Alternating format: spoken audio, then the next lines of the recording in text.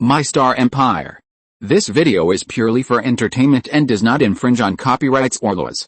The rights to the novel and image belong to the original author. We do not claim ownership. Don't like waiting and want to listen to this fanfic in full now?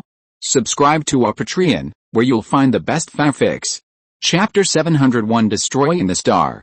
Just when the Imperial fleet arrived at the outskirts of the capital star system of this civilization, the fleet commander suddenly received an order from Mingze. Because after occupying this galaxy, the Empire did not intend to leave the natives in this galaxy, but planned to let these natives enter the virtual world of the hibernation chamber to spend the rest of their lives. Mingze passed the proposal that the advance fleet could use weapons of mass destruction. The Imperial advance fleet was allowed to use weapons of mass destruction, including destroying planets and destroying star systems. The Imperial fleet, which was about to rush directly into the star system and fight a decisive battle with the opponent, stopped. Since they can use weapons of mass destruction, why do they still rush in and fight a decisive battle with the opponent? After such a long and high-intensity battle, the dimensional armor of the Imperial fleet's warships has absorbed a lot of energy. It is really risky to rush in and be attacked by the opponent's fortress guns and automatic turrets throughout the star system. Moreover, the opponent's capital star system should have been overdeveloped long ago, and there is no way there are many resources that are useful to the Empire.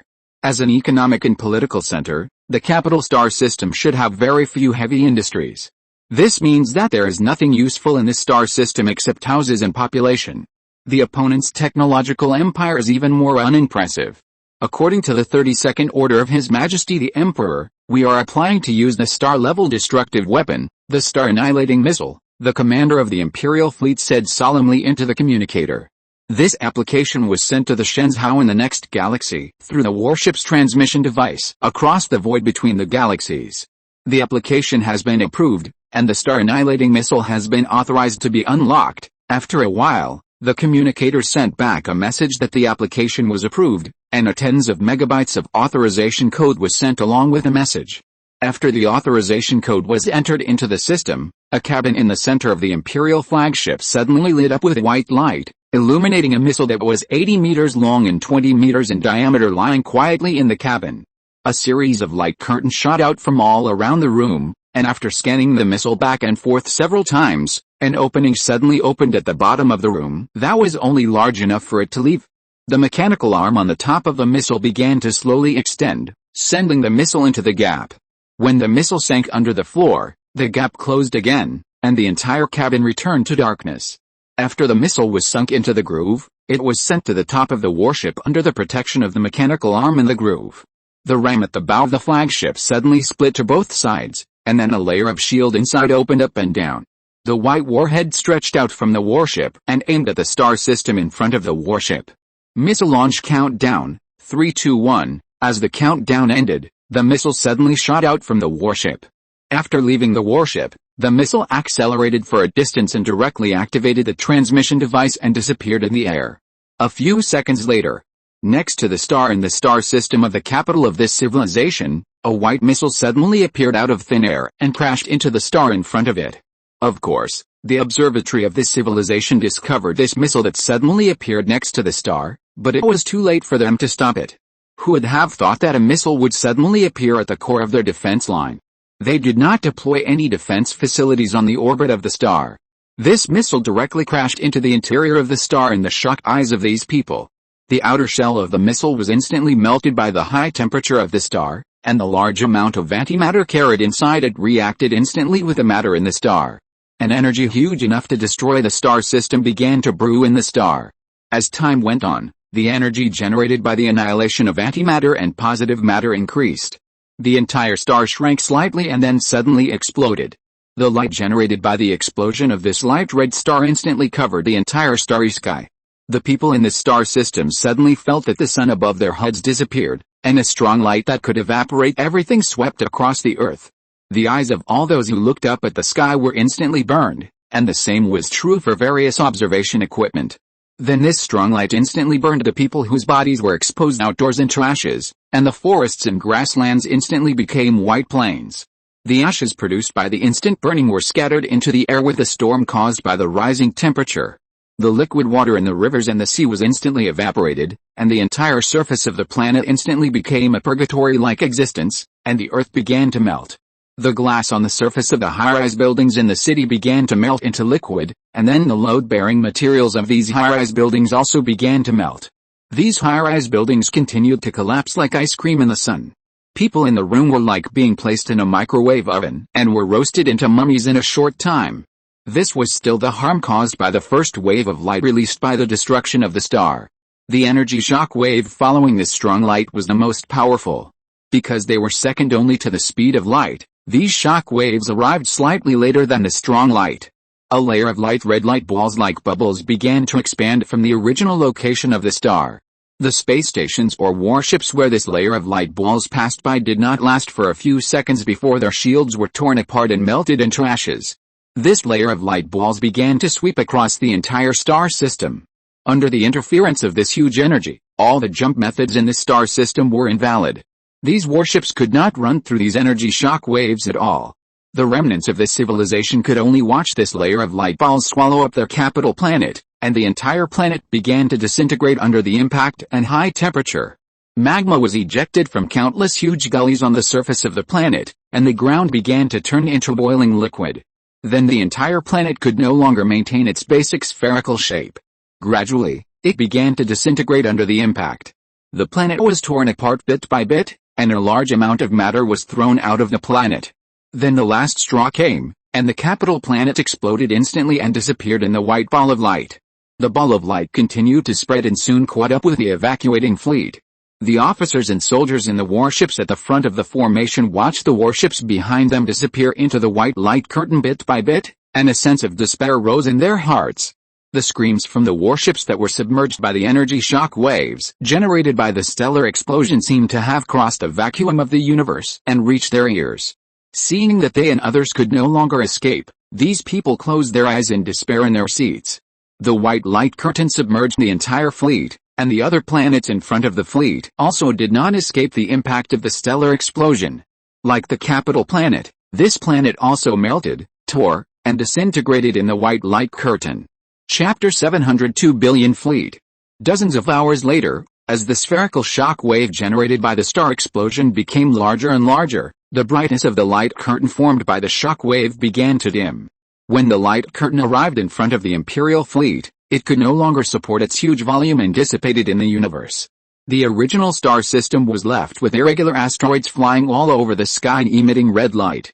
These asteroids were formed after the core of the star, and the swallowed planets were ejected and cooled. There was still a large piece of debris left at the original position of the star. As time goes by, this debris will evolve into a white dwarf. The federal fortresses and fleets in the star system have all been swallowed up by the energy shock generated by the star explosion. If a capital star is regarded as the body of this civilization has been destroyed by the empire in the universe. The light generated by this explosion shot towards the surrounding star systems. After a few years or decades, the people in these star systems will be able to watch the spectacular scene of their capital star system being blown up from the night sky. Similarly, the gravitational anomaly caused by the huge energy generated by the explosion of this star system has been observed by the observation equipment of the Spiral Federation. The Spiral Federation immediately summoned all the representatives of the member countries to hold an emergency meeting again. The only difference is that the representative of the civilization that was invaded by the Empire and who had represented his civilization to attend the conference has disappeared. It is said that he has turned into ashes with the government officials of his civilization in the capital star of his civilization. Dear representatives, the problem of the Sith Empire has developed in an uncontrollable direction. They actually destroyed an entire star system. They wiped out tens of billions of innocent people in this star system. This behavior is extremely heinous. We can't delay any longer. We should drive them out of our spiral galaxy before more innocent lives are threatened. A representative stood up and shouted to the crowd. There was a burst of discussion in the audience. It was obvious that various civilizations had discovered the abnormality in the capital star system of this civilization through detection devices. We agree that this inhumane scourge cannot be allowed to stay in our galaxy. We should gather the strongest force to drive them out of this galaxy. A representative also stood up and said passionately. We should let down our guard. This concerns the survival of our river system. We should send as many warships as possible according to the comprehensive strength of each civilization. If any civilization dares to take advantage of the opportunity to attack its companions, then we other civilizations will work together to destroy this civilization," another representative stood up and suggested. The audience immediately rang out seconding voices of agreement, and the Federation's representative assembly instantly passed a resolution to send troops. Each civilization will send as many warships as possible based on the comprehensive strength counted 10 years ago. If the number of warships in a civilization is really insufficient, the number of warships can be offset by supplies.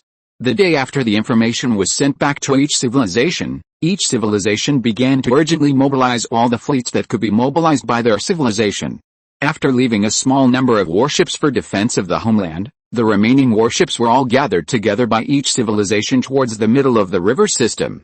Some civilizations that did not have large-scale warships, but focused on scientific research or business, sent a large number of transport ships to provide logistical support for the fleet. Within a few days, the 31 civilizations in the Spiral Federation gathered 30 million main battleships and 200 million cruisers and destroyers. The vassal civilizations of the 31 civilizations did not escape. They would dispatch all their main battleships and large transport ships to assist the federal fleet and maintain a supply line of the federal fleet. Although the quality of these vassal civilization fleets is somewhat worrying, they are still very useful to prevent some interstellar pirates who are greedy for money. If these countless vassal civilizations are counted, the number of the federal warships can exceed 1 billion. Such a large fleet shuttles through the wormhole channel connecting the major civilizations of the spiral galaxy and gathers towards the center of the galaxy. The Nazi galaxy, as the star system where the federal fleet is assembled, can no longer see the light of the star. More than 1 billion battleships and even more transport ships and space stations used to maintain these battleships have filled the space around the star. These battleships can be described as thick. If an uninformed person comes here, he will think that a Dyson sphere has just been built here. At this time, the Imperial fleet certainly does not know that the Federation has gathered so many fleets. Now it has been 6 months since the Imperial fleet destroyed a star system of the Federation. In these 6 months, the Imperial fleet has received 6 more fleets that have arrived. 74,000 unmanned Zeus-class warships were divided into 7 groups, and they attacked cities and territories frantically during this period. The number of Federation colonies occupied by the Empire alone has reached an astonishing 200. And with the help of materials and equipment from these colonies, the Empire's forward base has also expanded to the surface of an entire planet. The people of the Federation seem to have realized that they have piled up a large number of fleets on a flat defense line that surrounds the Imperial fleet. At the same time, they have also moved all the movable space stations and fortresses in various civilizations to this defense line. In this defense line surrounding the Imperial fleet, each star system is filled with space stations, fortresses and countless unmanned artillery. Moreover, all the people in these star systems have been evacuated by the Federation, and the same is true for the useful equipment and materials on each planet. The Federation wants to make it so that even if the Empire captures a star system, it will not be able to get any supplies, and even prisoners cannot be captured. The Empire, unaware of this, quietly gathered all 72,000 warships together, intending to break out from a point on this defense line. A few days later, in a star system on the outermost side of the defense line, a fleet of more than 70,000 warships suddenly appeared in the star system. As soon as it appeared, the Imperial fleet activated the cloaking device, hoping to avoid the first batch of attacks. However, it turned out that the Imperial fleet thought too much. After discovering this fleet, tens of millions of unmanned artillery batteries and fortress guns on fortresses in the entire star system pointed their guns in the direction of the fleet. After the Imperial fleet became invisible, these artillery batteries did not give up, but set a large area around them as an attack zone. Tens of millions of beams of light shot out from these artillery batteries, and the entire starry sky was instantly illuminated by these beams of light. The invisible Imperial fleet did not have time to escape from this area before being hit by these tens of millions of beams of light. Chapter 703 Teleportation Resistance. The unexpected Imperial warship was directly hit by hundreds of thousands of beams, and the Imperial warship appeared as the surface shield kept flashing. The cloaking device on the Imperial warship had been overloaded by the energy hit, and now the Imperial fleet had lost its cloaking ability before repair. The Imperial fleet that reappeared was soon targeted by these artillery batteries, and tens of millions of beam cannons rushed directly to the Imperial fleet this time. Avoid without rules. Immediately fire back after dodging the bombardment, the Imperial commander Fan Ruang said calmly as he looked at the beam cannons rushing towards the fleet. The shield of the Imperial warship, plus the dimensional armor and white dwarf armor, should not have a problem with withstanding the opponent's 10 salvos. After resisting for less than a second, the shield of the Imperial warship was completely broken, and the beams began to shine on the dimensional armor on the outer layer of the Imperial warship. The dimensional armor began to absorb the energy of these beam cannons into its body. After a few seconds, the beam cannons gradually stopped, and the beams shining on the Imperial warship began to disappear one by one. Counterattack. With a roar from General Fan, artillery batteries extended from under the heavy armor, aiming their guns at the surrounding unmanned artillery batteries and space stations. Unfortunately, due to the small number of Empire warships, even if close-in defense guns were used, they could only take away 2 million unmanned artillery batteries at a time. Facing tens of millions of unmanned artillery batteries within range and the Federal fleet approaching from afar, the Empire fleet felt powerless for the first time. If the progress continues, the Empire's dimensional armor should reach its limit after destroying this area of unmanned artillery batteries. And the opponent's star system is not just this area of unmanned artillery batteries and space stations. This star system is filled with hundreds of millions of artillery batteries. The Empire's 70,000 warships simply cannot clear this star system. Prepare to retreat, Commander Fan Ruang frowned after looking at the battle simulation data just calculated. The Empire has never been the kind of stupid civilization that only knows how to fight hard. Once it encounters an invincible enemy, the Empire will definitely turn around and leave without hesitation. After all, reality is not a novel, and it is impossible for the protagonist to protect it alone. Sir, we can't open the hyperspace engine. The enemy has blocked the hyperspace in this area. An officer suddenly raised his head and said anxiously to Fan Ruang. Start the teleportation device. Coordinates to the forward base. Fan Ruang pondered for a moment and made a decision before the enemy's third round of bombardment.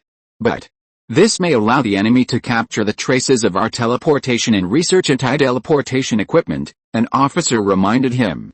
As a clone, the officer did not know that teleportation would cause memory problems. This information was top secret. The Empire only said in the manual that the teleportation device could not be started without the consent of the Supreme Commander. Our fleet cannot be destroyed here. Our fleet was created by the Empire after mining white dwarfs for hundreds of years. If we are destroyed here, then our forward base will lose its defense power. And subsequent teleportation gates will not be able to be opened. At that time, our Empire's invasion of this galaxy can be said to have completely failed. Commander Fan Ruang gritted his teeth.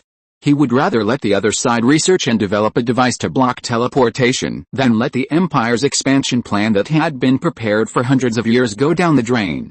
And even if there is a problem with the memory of these clones, he can control them by remotely controlling the power armor of these clones. Anyway, he came to this battleship through the consciousness landing cabin. As long as he cuts off the connection during the transmission, he will not have any problems. Yes. The transmission coordinates have been activated. Transmission will start in 3 seconds. The officer nodded and entered the coordinates of the forward base on the console in front of him. The third round of bombardment arrived as scheduled, but just before this round of bombardment reached the Imperial fleet disappeared in the starry sky. What happened? Why did the Sith Empire's fleet disappear? The officers of the Federation looked at the position of the Imperial fleet just now with some disbelief. You know, they have prepared shielding devices for hyperspace, warp speed, and wormholes on this entire line of defense.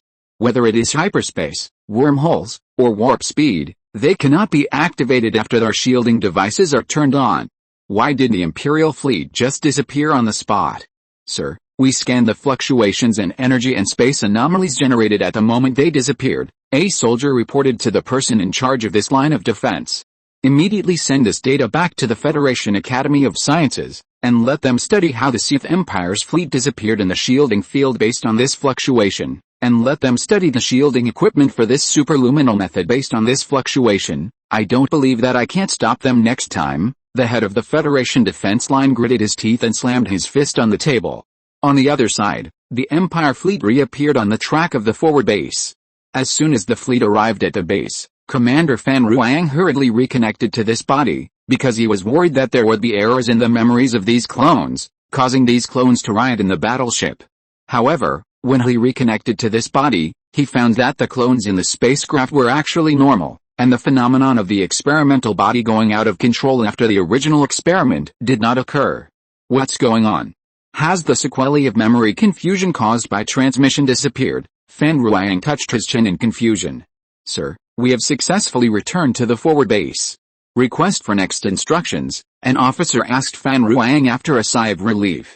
All warships immediately begin to release the energy stored in the dimensional armor in sequence. At the same time, all soldiers immediately go to the medical room for psychological examinations. Fan Ruang scratched his head in confusion, but it was a good thing anyway. At least he didn't need to hatch another batch of clones to replace these officers. What he didn't know was that these clone soldiers had experienced a teleportation without memory at the beginning, and their bodies had already adapted to the teleportation.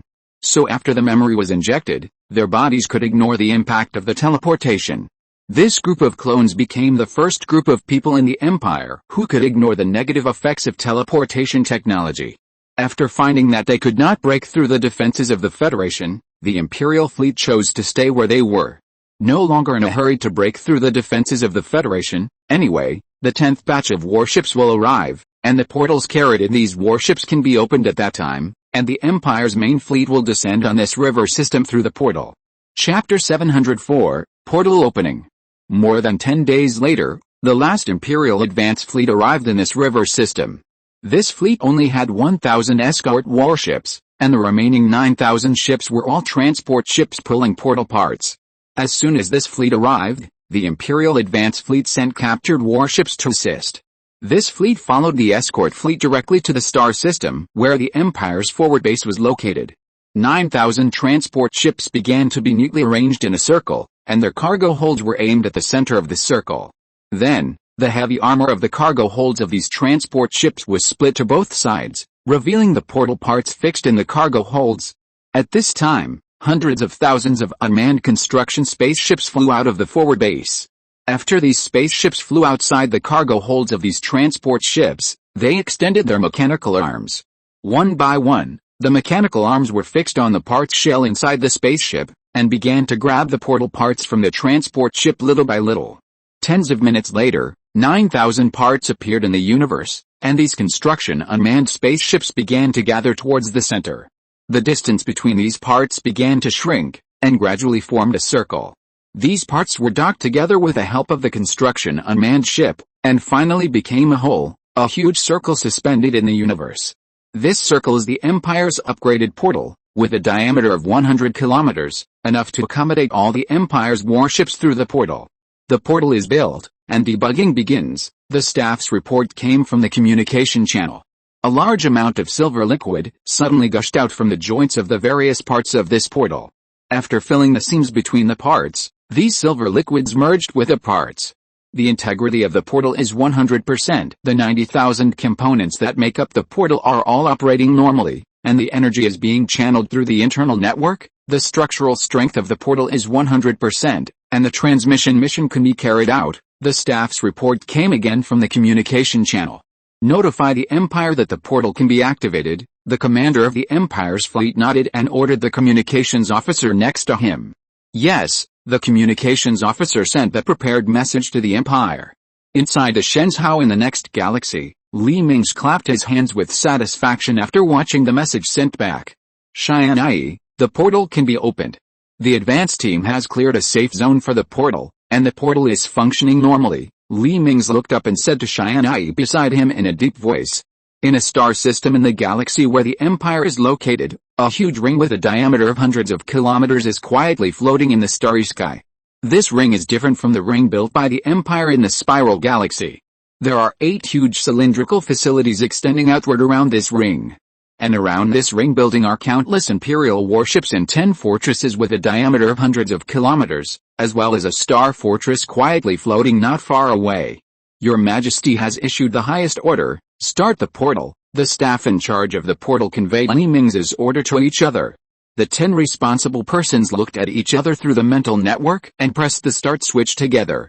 We are mobilizing 60% of the energy in the Empire. All power plants, Dyson spheres and stellar energy extraction facilities in the Empire are running at full capacity. Energy is being imported into the Empire's energy network. The energy peak of the energy network is increasing. Energy is being directed into the portal. Energy guidance progress 10%. Energy guidance progress 32%. Energy guidance progress 74%. Energy guidance completed. All energy is being injected into the internal energy network of the portal. At the same time, the lights on the streets of various colonies in the Empire suddenly dimmed, and the brightness became only 10% of the previous level. All decorative lights in the Empire's cities were also extinguished. Civilian factories in various parts of the Empire stopped production and turned off power after receiving notification from the Empire. Now the only energy supply that can be guaranteed for the entire Empire is the street lights in various cities and the power supply in hospitals. In addition, the Empire's Academy of Sciences and various defense facilities in the Empire still have energy to use. All other civilian facilities have entered energy-saving mode to save energy. 60% of the energy in the Empire's energy network has all flowed to the area where the portal is located. As more and more energy gathers, people in reality can even see that the energy that should have been invisible begins to appear in the air. In the star system very close to the portal, people can even see flashing yellow light flowing into another wormhole channel along the wormhole channel at this end of the star system. Because the propagation of energy is also due to the speed of light, these energies can only be quickly gathered from the entire Empire to the star system, where the portal is located through the wormhole high-speed channel. Now all the spacecraft in the wormhole high-speed channels of the Empire have been cleared, and all channels are prohibited from entering.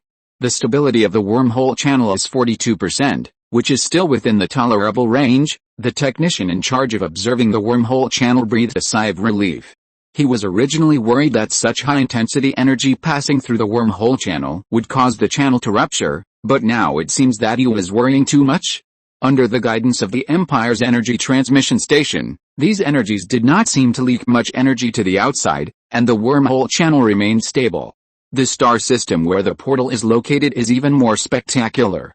Tens of thousands of energy beams flashing yellow light rushed out from the exit of the wormhole high-speed channel built around the star system like ribbons, and directly rushed towards the portal in the middle of this star system. These materialized energies turned the entire star system into a huge pantsy cave. Tens of thousands of energy beams gathered from the periphery of the star system to the center of the star system like a spider web. Then, these energy beams poured into the 8 cylindrical buildings extending outward from the portal, and the cylindrical buildings turned directly into dazzling yellow. These yellow lights began to spread along these cylindrical buildings toward the portal. The portal's surface began to slowly cover with yellow lines as if it had been eroded. The energy absorption level of the portal has reached 100%. The energy has entered all components through the energy network inside the portal, and the portal is opening. Begin to enter the coordinate location. The coordinate location input is complete. The channel is opening. With a roar of the technicians, a white light curtain appeared in the center of the portal ring. At this time, the white light curtain turned blue.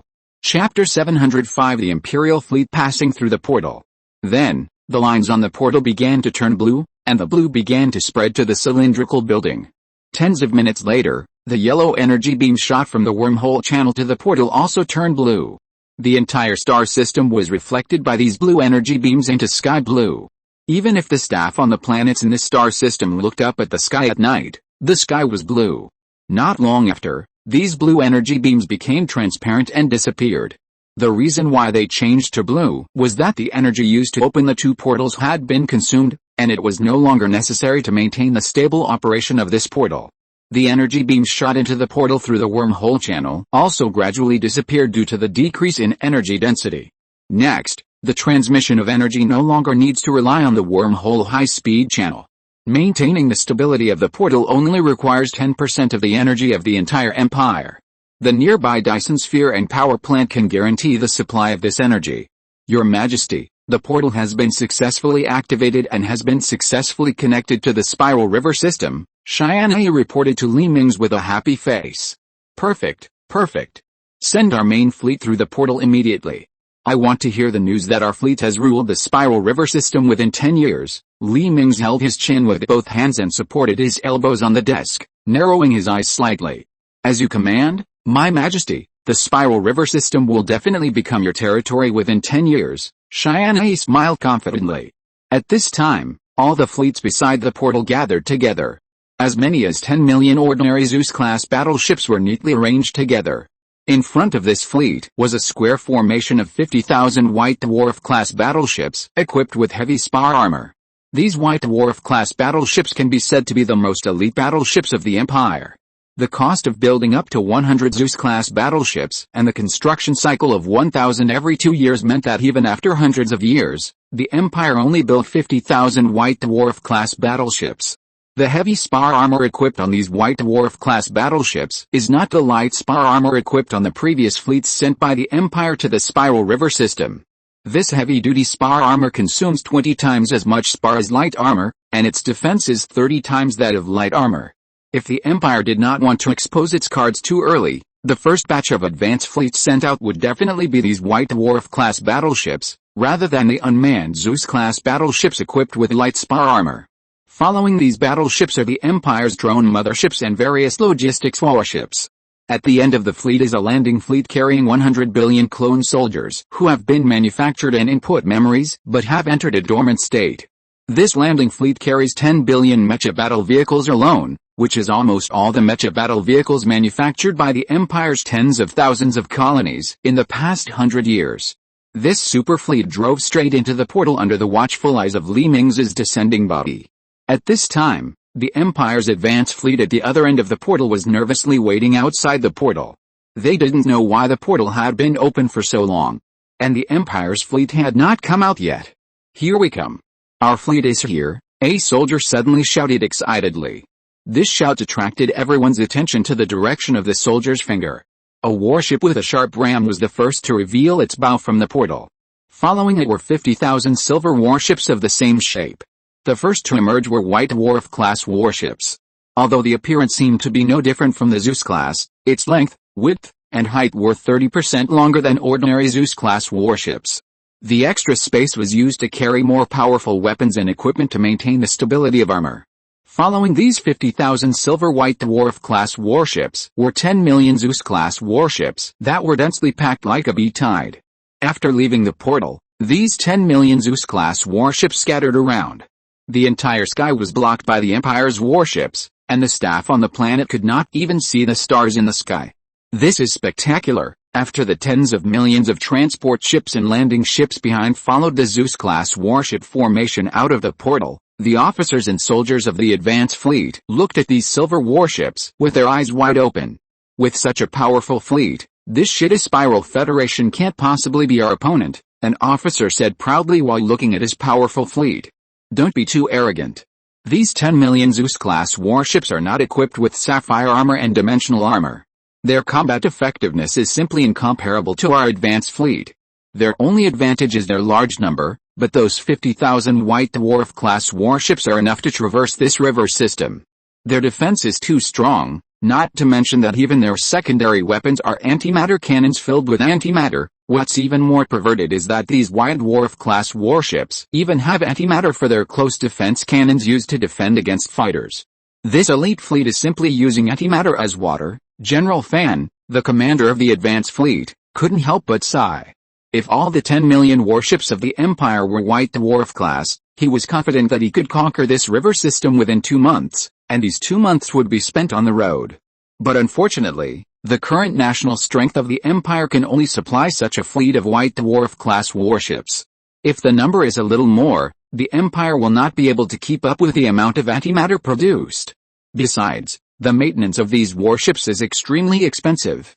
"Sir, the Empire has sent a directive requiring you to hand over the command of the battlefield to Her Majesty Eva," an officer suddenly looked up and said to the Commander General Fan. "Well, I understand. Immediately hand over the command of the advance fleet to Eva." General Fan nodded in agreement, without any reluctance. He still has the eyes to get to his position. At the same time, the Imperial flagship located in the center of the Imperial fleet. This Imperial flagship is different from any other warship. The appearance of this flagship is like a space city composed of polygonal sharp buildings. In fact, this flagship is a space city, or a space fortress.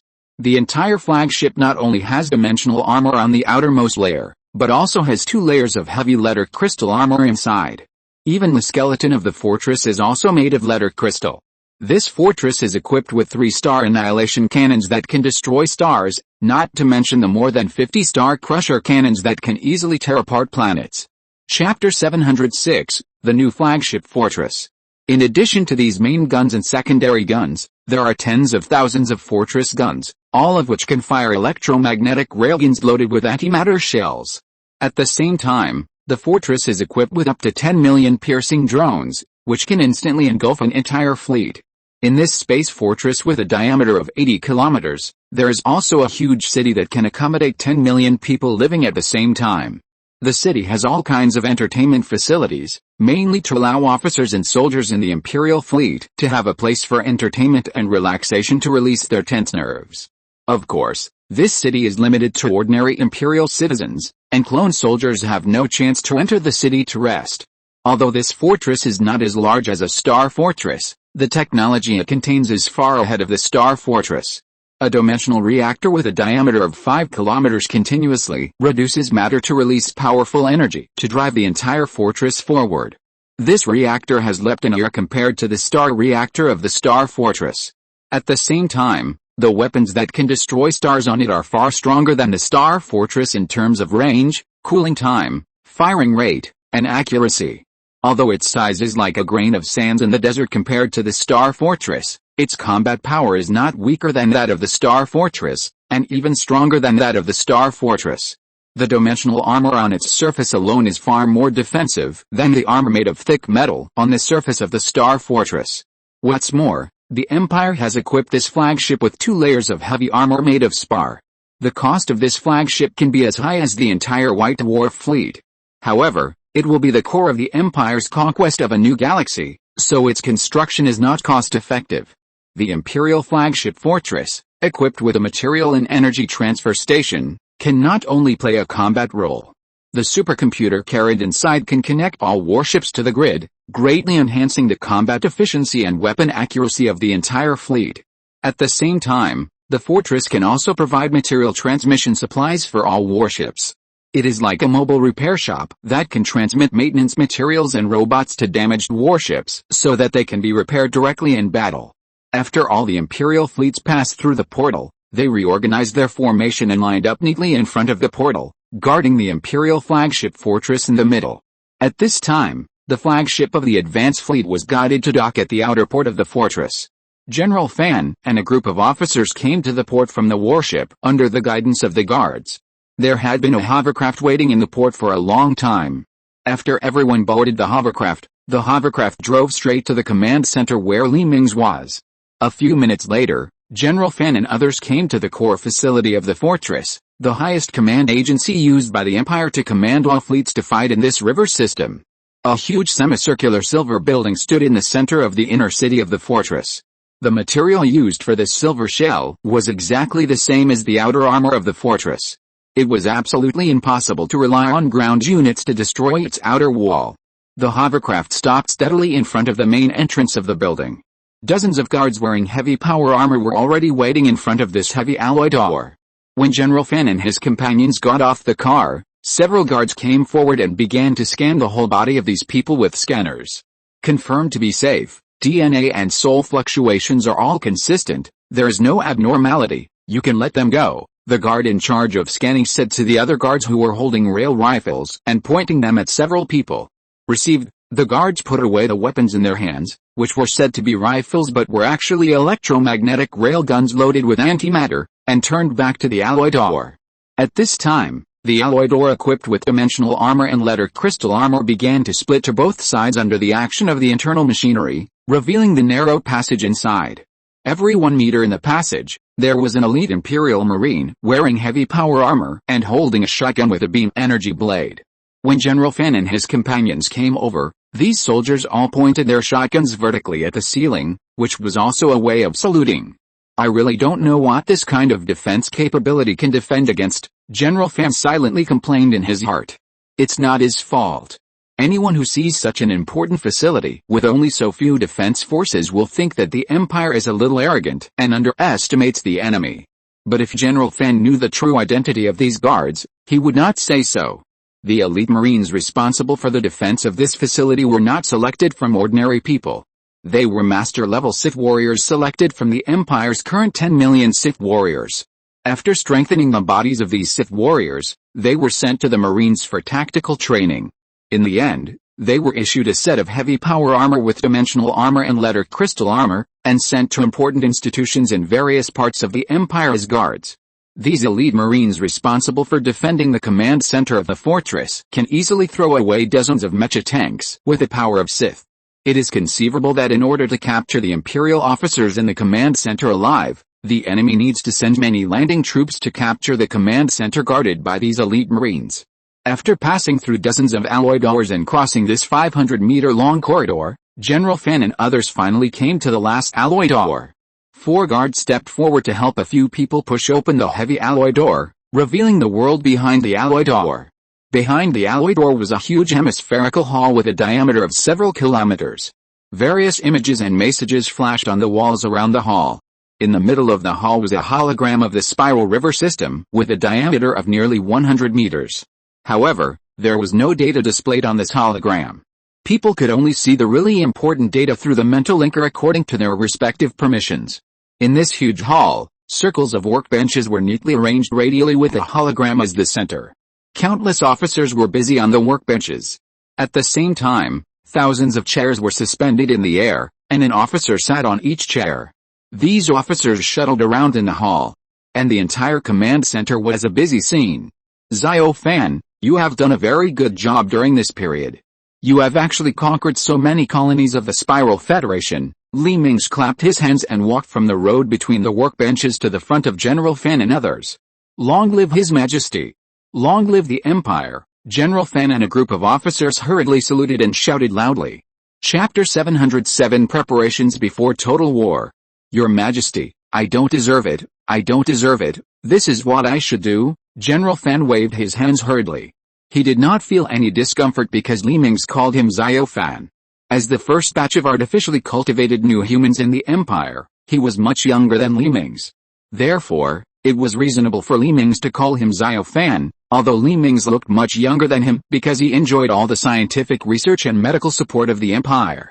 But everyone knew that this Majesty was already more than 400 years old, almost 500 years old.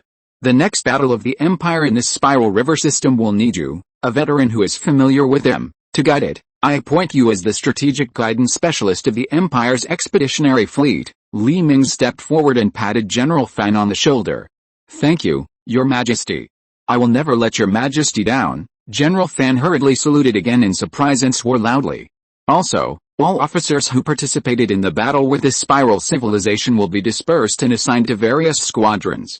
They have experience in fighting the Spiral Federation, which should help the squadrons avoid some detours. Li Mingze turned his eyes to the officers following General Fan. Although these officers were transformed from clones and had a very short lifespan, they were able to contribute their last bit of strength to the Empire before their lifespan ran out, which meant that they did not come to this world in vain. Until now, these officers still don't know that they are just clones. Their perfect memories make them think that they are normal citizens of the Empire. Come and tell me about the current situation in this galaxy, Li Mingze said to General Fan, and took General Fan to the hologram. General Fan looked at the blank hologram with some helplessness. The clone he was in now had not yet installed a mental linker, so he could not see the hidden information on the hologram through the mental linker. Put on these glasses, Li Mingze signaled with his eyes, and an officer next to him handed a pair of glasses to General Fan. The other officers also got a pair of glasses. When they put on the glasses, data floating on the galaxy map appeared in front of them. Your Majesty, the Spiral Federation has now set up its defense line on a vertical plane from this star system to this star system, General Fan said as he selected 2 points on the hologram, and then connected hundreds of star systems between the 2 points to form a mesh plane. The Spiral Federation is full of unmanned artillery and space fortresses in this defense line. Even if our advanced fleet is equipped with sapphire armor, it can't withstand the simultaneous attack of so many unmanned artillery and fortress guns. Moreover, the number of enemy artillery is still increasing, and it seems that the enemy is still filling it with more artillery. At the same time, according to the intelligence we have already ascertained, the enemy has deployed the fleet to the 4 important nodes of this defense line as a mobile force. As long as any place is attacked, These warships will rush over to support, but the number of these warships is not large, only 500,000. General Fan did not know about the super fleet that the Federation was gathering, so he only revealed the intelligence he knew. No, this Spiral Federation cannot have so few warships. You have to know that the other party is a super federation that spans the entire galaxy. What's more, the other party has existed for much longer than us, and they can't have only so little assets. The other party must have hidden more warships. Li Mingze pinched his chin and said in a deep voice. His sixth sense told him that this Spiral Federation must be hiding some conspiracy. We have launched 1 million detectors that can jump into the Spiral Federation. Among these 1 million detectors, 10,000 can enter stealth mode to avoid the Federation's scanning, but it will take a lot of time for all these detectors to reach the predetermined location. We must wait for them to send back information to know the specific military deployment of the Federation, General Fan explained aloud. Now these detectors have advanced thousands of light years, and the latest actions of the Federation within these thousands of light years have been mastered by the Empire. But what is more suspicious is that after advancing thousands of light years, there is no trace of the Federation's large-scale fleet and so many star systems discovered. This is absolutely abnormal. No one can fail to send a fleet to defend against possible attacks in front of a strong enemy. Even if the Federation believes that its defense line can stop the Imperial fleet, it is impossible not to send fleets to garrison in these star systems. This shows one thing, that is, the fleets in these star systems have been mobilized to other places. The other side is gathering its forces together, intending to defeat the Imperial fleet in one go.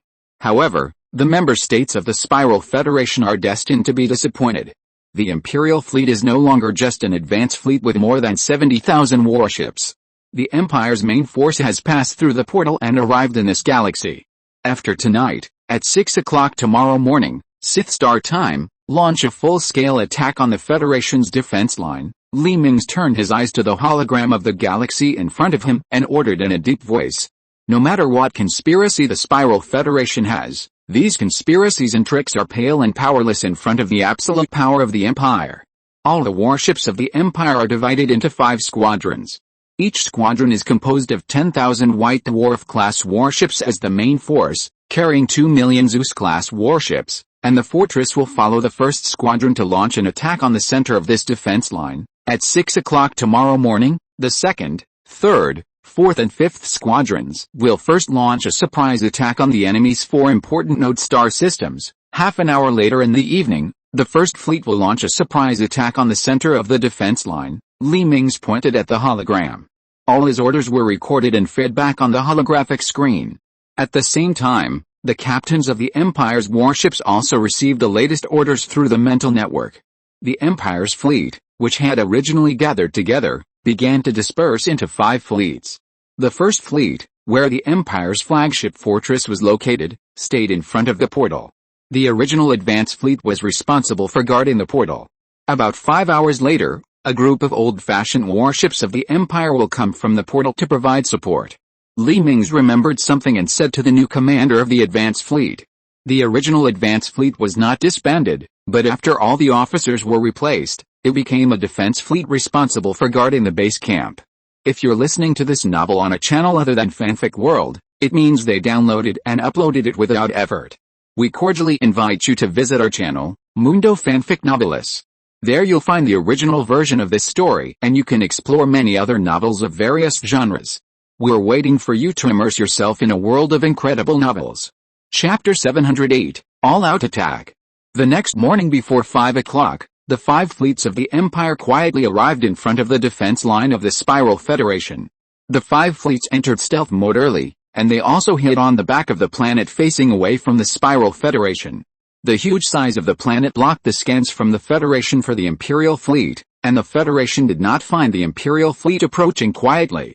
At 6 o'clock, the harsh alarm bells of the Imperial warships sounded, and all the captains looked down at the holographic screen in front of them. 6 o'clock has arrived, all Imperial fleets launch an attack. The voices of the commanders of each fleet were transmitted to the minds of each captain and crew through the mental network. Because in this universe, the citizens of the Empire from another universe will not really die, all the positions of the Imperial fleet have been replaced by natural people instead of the clones they used to be. These crew members have left behind new bodies cloned with their genes before they set off. If they die in battle, they will be sent back to their new bodies after the Empire finds them. The Imperial soldiers who received the order began to control the console in front of them. The Imperial warships rushed out from the back of the planet in a neat formation. Jump into hyperspace, all the Imperial warships flashed and disappeared into the universe. At this time, the Federation's scanner finally found the trace of the Imperial fleet. All the resting Federation soldiers were awakened by the alarm and quickly returned to their respective posts. All the fortresses on the Federation's defense line also entered the highest alert state, and the Federation's fleet also took off from the port.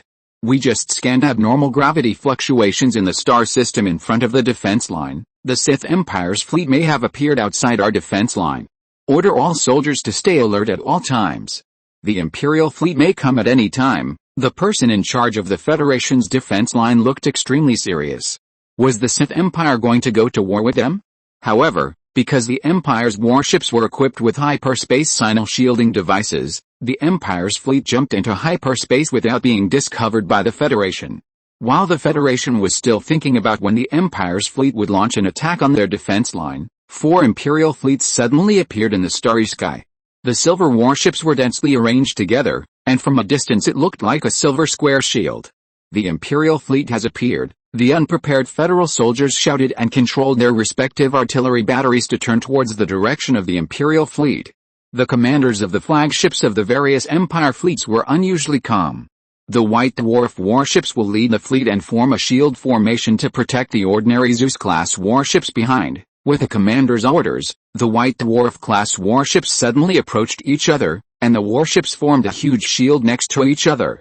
The Zeus-class warships following the White Dwarf-class warships formed a long formation and hid behind the shield formed by the White Dwarf-class warships. The Federal soldiers were delighted to see this. They thought that the Empire was going to rely on the warships as a shield and rush through their defense line. The Federal soldiers couldn't help but sneer. This method was not easy to kill. If the Imperial fleet was dispersed, their weapons might not be able to accurately hit the opponent. But now the enemy's warships are actually gathered together, especially the 10,000 warships at the head, which form a shield with almost no gaps. Their weapons can hide an enemy ship by aiming at this shield at random. I really don't know what the enemy commander is thinking. This group of ignorant Federal soldiers certainly don't know the powerful defense of the White Dwarf-class battleships. When the unmanned turrets and fortresses of the Federation aimed their weapons at the target formed by the Imperial warships, countless shells and light beams flew towards the shield of the Imperial fleet. These tens of millions of attacks gathered together like a huge ball of light that was rushing towards the Imperial fleet with dazzling light. However, because the flying speed of the shells and light beams was too fast, before the soldiers of the Empire could see clearly, these attacks had already hit the shield formed by the Imperial warships. Countless explosions bloomed on the shield formed by the White Dwarf-class battleships at the front of the Imperial fleet, like the splashes of water on the lake's surface in a storm. In an instant, the dazzling light enveloped all the White Dwarf-class battleships, and the huge energy released by the attack interfered with the scanning of the Federation scanner. The people on the Federation defense line had no way of knowing the current situation of the Imperial fleet except for the huge flashing light group. However, judging from the gorgeous light and shadow effects produced by the attack, the battleships of the Imperial fleet that served as shields must have been in danger. Prepare for the second volley immediately. The person in charge of the Federation defense line did not relax his vigilance, but ordered all units to cool down their weapons immediately and prepare for the second volley. After a few seconds, the strong light produced by the attack gradually dimmed, and the Imperial fleet, which looked intact on the outside, rushed out of the light, with the hulls of the 10,000 Imperial battleships at the head still shining. I knew it would be like this. The second volley, the person in charge of the Federation defense line gritted his teeth and squeezed out the words from his mouth. They had already heard about the defensive power of the battleships called the Sith Empire. The data from the defense lines that were attacked by the Imperial fleet showed that the armor equipped by the Sith Empire fleet seemed to be able to withstand attacks thousands of times its number. Moreover, the enemy could not only withstand the next salvo, but at least 3 salvos.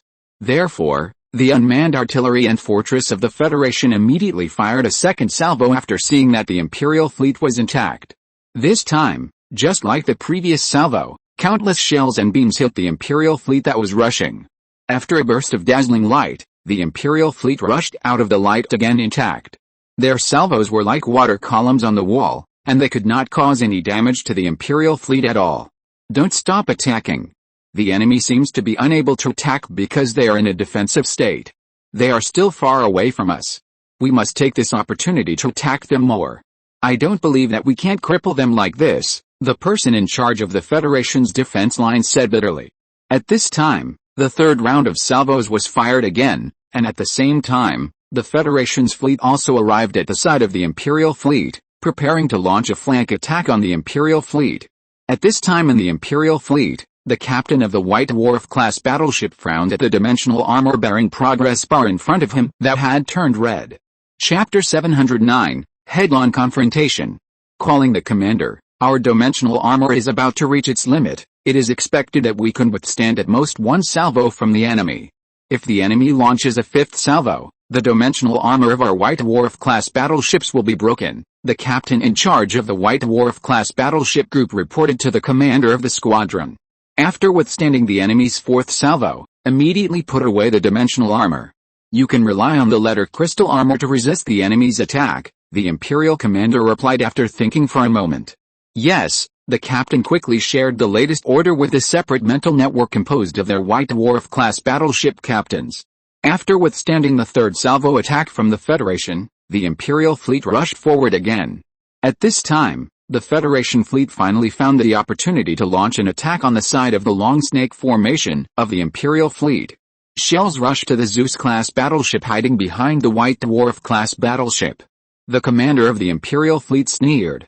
These poor little federal bugs must not know that after experiencing close combat with the Zerg, the Zeus-class battleships have deployed all heavy firepower on the upper and lower decks of the battleships.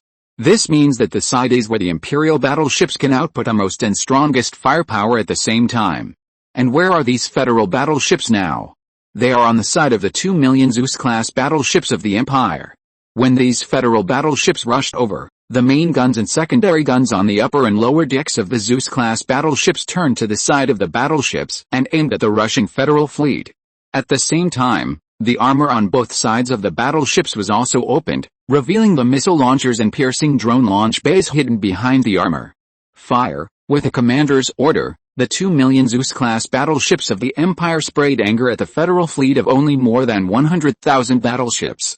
At this time, the commander of the Federation fleet was dumbfounded, because the Zeus-class battleships hiding behind the White Dwarf-class battleships were lined up in a long row, and from the perspective of the Federation, they did not know the exact number of the Empire's battleships.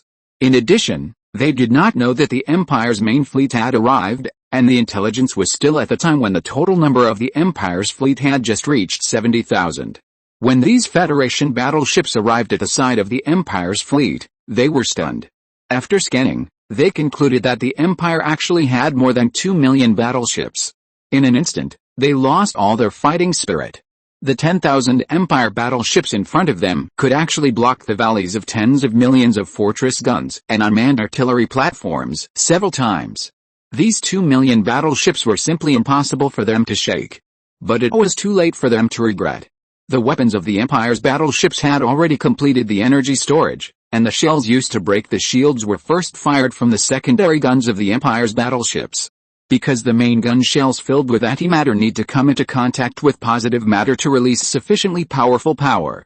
These main gun shells filled with antimatter are simply a waste to attack the opponent's shield.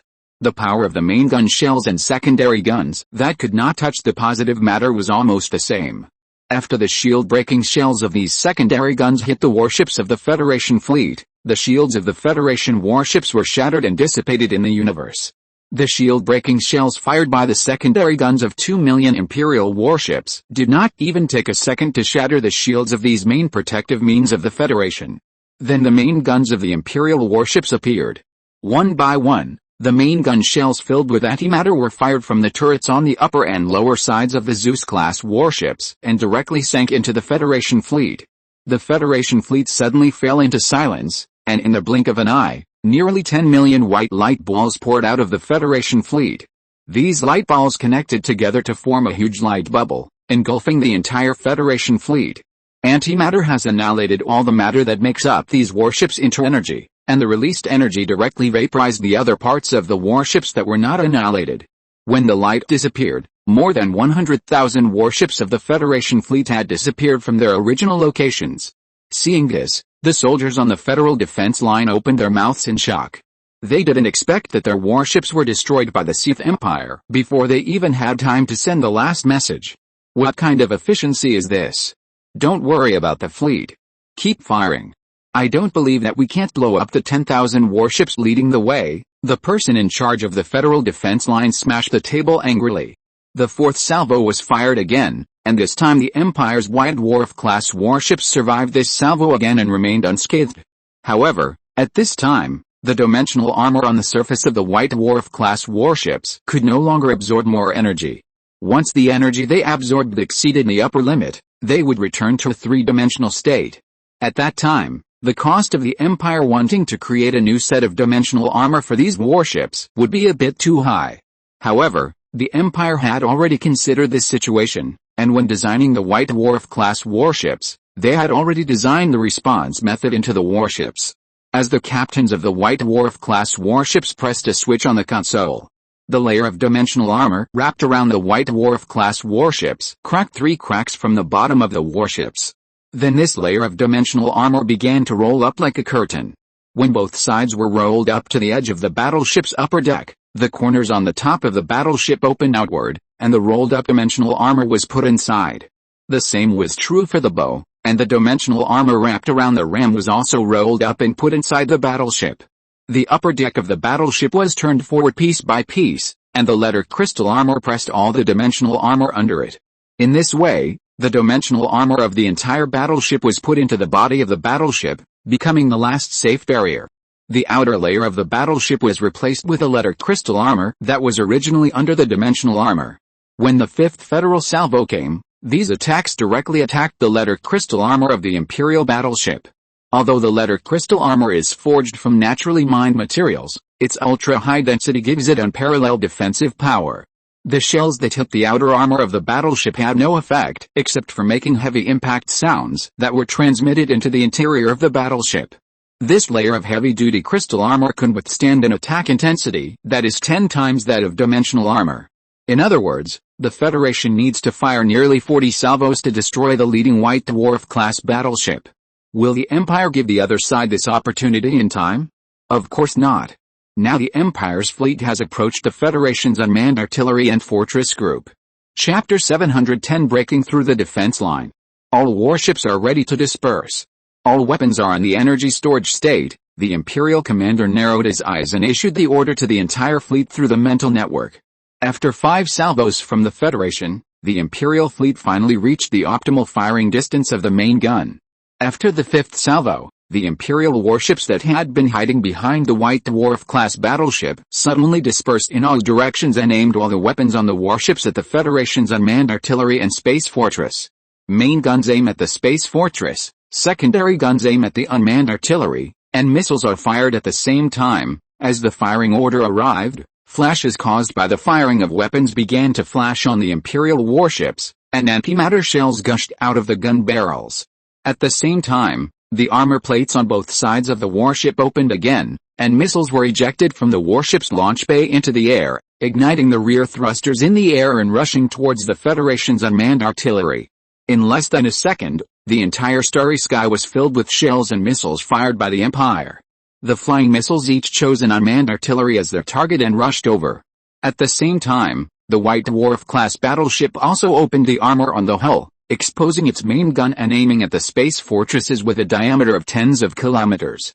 Bang, bang, bang, accompanied by the impact sound of the shells being loaded into the barrel, entered the battleship. One by one, the shells filled with large doses of antimatter began to be accelerated by the acceleration field in the orbital gun.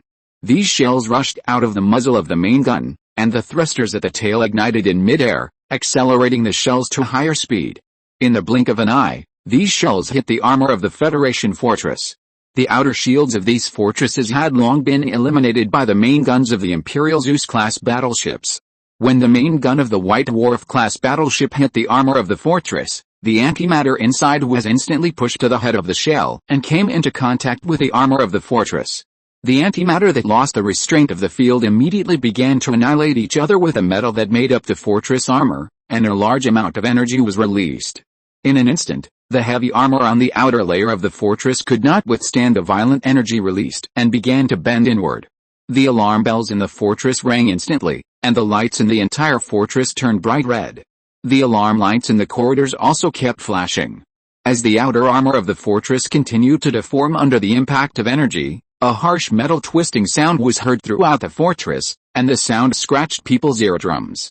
At the same time, the huge vibration caused the staff in the fortress to sway left and right. The artificial gravity that was originally used for convenience instead affected people. A few seconds later, the corridors in the fortress began to twist and deform, and data cables fell from the ceiling to the floor, and huge cracks began to appear on the walls. Impossible. Impossible. All the staff in the fortress couldn't believe it. You have to know that the fortress they work in is a super fortress with a diameter of 50 kilometers and armor that is hundreds of meters thick.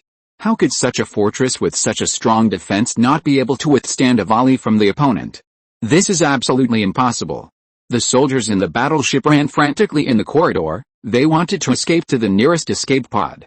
Looking at the corridor with an increasing twisting angle, looking at the walls that have begun to flash sparks, looking at the data cables flying around, the soldiers no longer believe that the fortress is still safe. The life of this fortress is coming to an end. They must escape from here.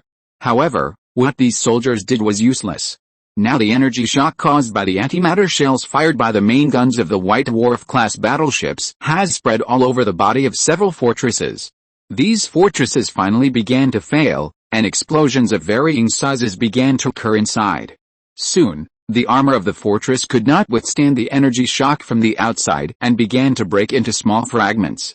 The space fortress, which was attacked from both inside and outside, was engulfed by several larger explosions in the blink of an eye, and turned into several huge wreckage areas after a dazzling burst of light. The debris produced by the explosion of these space fortresses shot out frantically, and some unmanned turrets that could not dodge were submerged by the rain of debris from the space fortress. The Empire did not need to take action at all, and these unmanned turrets next to the space fortress were completely destroyed by the debris. 51% of the unmanned artillery in the Federation's defense line has been cleared, and the enemy's 8 space fortresses have also been destroyed. At the same time, the enemy's defense fleet consisting of 135,800 warships has also been completely destroyed. Now the enemy is left with only a bunch of unmanned artillery with almost zero defense power. It can be said that we have taken this node, an officer reported to the commander. At the same time, the first fleet of the Imperial Expeditionary Force also received this good news. Mingze knew that it was time for the first fleet to set off. The First Fleet and the Imperial Expeditionary Force's flagship fortress jumped into hyperspace together and rushed to the middle point of the Federation's defense line. At this time, the Federation also received distress messages from 4 important nodes of the defense line. One of the nodes had completely lost contact with a command center and was probably in danger. The 2 million fleets of the Federation that were originally hidden on the front line finally could no longer hide. They flew out from the planets of the star system in the middle of the defense line and divided into 4 parts to rush to the nodes that needed their support. When this hidden fleet disappeared after the jump, the Empire's first fleet arrived at the star system where they had just hidden. On an inconspicuous planetary satellite in the star system, a base hidden tens of kilometers underground was in chaos. This base was the headquarters of the entire defense line of the Federation. Originally, this base had been hidden, and there were 2 million fleets responsible for defense, so this headquarters could be said to be extremely safe. However, who would have thought that as soon as the fleet protecting the headquarters disappeared, a fleet of the Empire came to kill? We must immediately activate the planetary defense measures, a general in the base shouted loudly to the other generals. No, we should continue to remain silent. After all, the Empire does not know that this is the headquarters of our defense line. The so-called most dangerous and safest place. As long as we are not exposed, we are safe. A general slapped the table and retorted. Impossible. This Sith Empire cannot have equipment for scanning planets. If they discover the existence of our base first, it will be over. We might as well use planetary defense facilities to gain a first-mover advantage. Another general who advocated attack stood up. Chapter 711 Hidden Fortress Cannon. Okay, I agree to activate the planetary defense facilities. The general who had originally refuted was speechless for a moment, and reluctantly agreed. They actually didn't know that the Empire had no intention of scanning this star system in detail. Originally, the First Fleet planned to directly break through the Federation's defense line and enter the heart of the Federation. But the command of this line of defense was worried that they would be discovered and actually expose themselves first. In the defense command, the generals pressed the button on the console in front of them together. At this time, the planets in the star system began to change dramatically. The land on the surface of the planets began to crack, and huge columnar buildings rose from the ground. After rising to thousands of meters in the air, the tops of these columnar buildings suddenly cracked, and a special umbrella-shaped device opened. Then blue lights began to flash on these umbrella-shaped devices. After a few seconds, the surfaces of all the planets in the entire star system were covered with a layer of blue shields. At the same time, huge fortress cannons nearly 1,000 meters high under the surface of these planets also rose from the ground, and the thin layer of soil on the surface slid down the smooth shells of these fortress cannons to the surroundings. With a deafening sound of gears turning, the muzzles of these fortress guns were all aimed at the starry sky where the Imperial fleet was located. Think about it, as the headquarters of the entire defense line, it is impossible that there are only 2 million warships as a defensive force. There must be more powerful defensive forces hidden in the dark. At this time, the Imperial fleet was also stunned by these planets that suddenly became planetary fortresses. They didn't expect that the Federation had hidden so many defense facilities in the star system. They originally thought that this point was one of the weaknesses of the defense line.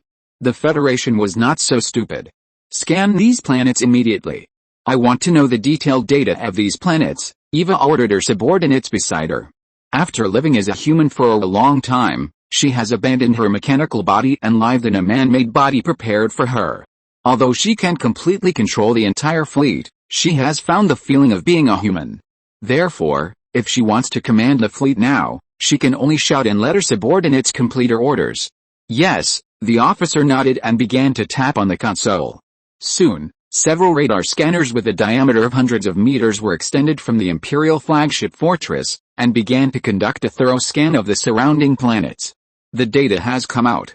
There are a lot of military facilities hidden underground on these planets, but they did not transform the entire planet into a fortress. It was just an ordinary transformation. The officer raised his head and reported to Eva. That's good. I thought the Federation had transformed all these planets into fortresses. Eva breathed a sigh of relief. Although the planets were also armed, this method of arming by building military bases and artillery positions was obviously much weaker than metallizing the entire planet. Once the entire planet is metallized, it basically means that the planetary fortress must also be equipped with powerful destructive weapons, such as super weapons used to destroy planets or stars. Since the other party simply built some artillery positions, Eva was no longer worried. After all, no matter how strong the Imperial fleet was, it could not withstand the attack of super weapons that could destroy stars. All warships are ready to press on, and flatten all the fortress guns on the surface of these planets. Eva began to command the fleet to disperse and rush towards these planets. The fortress cannons on these planets, which are thousands of meters high and have barrels of nearly 2,000 meters, are certainly not for show. Such a large size not only means that it is incredibly powerful, but also means that it has a very long range, which means that they can attack before the Imperial fleet. In view of this low flight speed of physical shells, all the fortress cannons built by the Federation are beam weapons. When they began to accumulate energy, the muzzles flash blue light. Tens of seconds later, tens of thousands of beams of light with a diameter of hundreds of meters shot from the surface of these planets towards the Imperial fleet. The term beam is actually just a description of the effect of this weapon attack. These cannons actually fired particle beams, and the beams of light that can be seen are the light released by the particle beams. These beams instantly crashed into the Imperial fleet, which was maneuvering to evade. In an instant, thousands of flashes produced by the explosions flashed in the Imperial fleet, and it was obvious that some Imperial warships had encountered accidents. Report the damage, Eva said calmly. We lost 1,200 Zeus-class warships in this salvo of enemy fortress guns. More than 10,000 people died. The officer's voice was a little low. More than 10,000 people died. You know, since the Empire used clones to participate in the battle, The Empire has never had so many natural people sacrificed. Eva, order the fleet to withdraw from the enemy's attack range. Mingze, who was originally watching on the side, suddenly spoke up. Yes, sir. Eva nodded and issued an order to all the warships. The Empire warships that were originally charging suddenly opened their front engines, stopped the warships in the air, and then began to fall backwards at full speed. Because they are equipped with gravity engines, even if they retreat backwards, the speed will not be too slow. In this way, retreating backwards can also put the strongest front of the warship armor in front to prevent it from being taken away by the enemy's artillery. Although these fortress guns are extremely powerful, they still cannot penetrate the front armor of the Empire's Zeus-class warships at one time. The reason why more than 1,000 warships were sacrificed just now is because the enemy's attacked the Empire warships from the side. When all the Empire warships began to retreat, the Empire flagship not only did not retreat, but rushed forward. Your Majesty, are you planning to? Eva looked at Mingze behind him. Yes, it's what you think. Mingze waved his hand lazily, with a sneer of disdain on his lips. A few minutes later, the Empire's flagship fortress rushed to the front of all the warships. The huge fortress immediately attracted the attention of all officers on the Federal defense line. All weapons aim at this spaceship and fire. This must be the opponent's flagship, the generals of the Federation shouted in surprise. Although they didn't know what the Empire's flagship wanted to do, since they dared to show up, don't blame them for being ruthless. A few minutes later, the cooled fortress guns aimed at the Empire's flagship fortress that was rushing. In an instant, the beams fired by tens of thousands of fortress guns were all shot in front of the fortress. Unable to stop in time, the fortress crashed into the attack network composed of these beams. Instantly drowned by countless lights. Chapter 712 Secondary Gun Firing. 13% of the shield remains. 1.2% remains. The shield is broken. The energy tolerance of the dimensional armor has lost 12.4%. The enemy attack has disappeared. In the command center of the fortress, a series of data were constantly refreshed on the screen. Although the fortress guns on the ground of the Federation planet destroyed the shield of the Empire's flagship, they only consumed 12% of the energy that the dimensional armor could absorb. With this level of attack, the Empire's dimensional armor should be able to withstand about 4 more attacks, and then it can only resist with a letter crystal armor. However, Mingze did not intend to let the fortress continue to resist the next attack. The main gun of the fortress is dormant, and the secondary guns are aimed at all the planets in the star system. 2 secondary guns are assigned to each planet. Mingze sat up straight and put his hands in the holographic projection in front of him. A series of golden rings rotated around his hands, and the armor on the fortress suddenly bounced to both sides. 10 secondary guns with barrels hundreds of meters long slowly rose from under the armor to the outside of the fortress. As the turret continued to rotate, the 10 guns aimed their muzzles at the 5 planets in the star system. Star-crushing cannon begins to charge. Shield-breaking ammunition and antimatter shells have been loaded. Star-crushing cannon has finished charging, waiting for orders to prepare for firing. The officers beside Mingze reported loudly. Highest authority authorized. All secondary guns fire. As Mingze gave the order, the rings on his hands tightened suddenly. At the same time, 5 shield-breaking shells used to break the opponent's planetary shield were fired first, followed by antimatter shells loaded with antimatter. After being accelerated by the position orbit, the shield-breaking shells without antimatter have entered the sublight speed state, and the thrusters carried inside them also started to start. These 5 shells began to accelerate little by little until their speed reached an astonishing 99.99% of the speed of light. In less than a few minutes, these shells hit the shields on the surface of these planets one after another. The extremely high speed plus the huge mass of the shield-breaking shells made of high-density alloy mined from white dwarfs directly gave these shells unparalleled destructive power. When the shield-breaking shells touched the planetary shields, they could not withstand the impact and broke and disappeared. The umbrella-shaped towers on the ground of the planet also began to explode and disintegrate little by little from the umbrella-shaped structure at the top. The impact force generated by the shield-breaking shells instantly short-circuited the entire system of the planetary shield. These 30-meter diameter shells made of spar actually have the huge mass of an entire dreadnought. Such a large mass shell can directly break the surface of the planet when it hits the surface of the planet at sublight speed. However, this kind of shell consumes more energy. Although the Empire easily fired 5 shield-breaking shells, the energy required to accelerate this kind of shell to sublight speed is too amazing. The secondary guns of the fortress need to store energy for a full 10 days to fire a shield-breaking shell. In contrast, the antimatter shells filled with antimatter are undoubtedly much easier, and only half an hour of energy storage is required to fire. The antimatter shells following the 5 shield-breaking shells also reached the surface of these planets. At this time, the generals of the Federation did not even react, because it was only a moment away from the shield being broken. 5 shells filled with large doses of antimatter instantly sank under the surface of these planets. In order to maximize their effectiveness, the Empire also coated the warheads with a thin layer of antimatter armor. Coupled with its special spiral structure, these shells rushed to the center of the Earth as easily as drilling into tofu.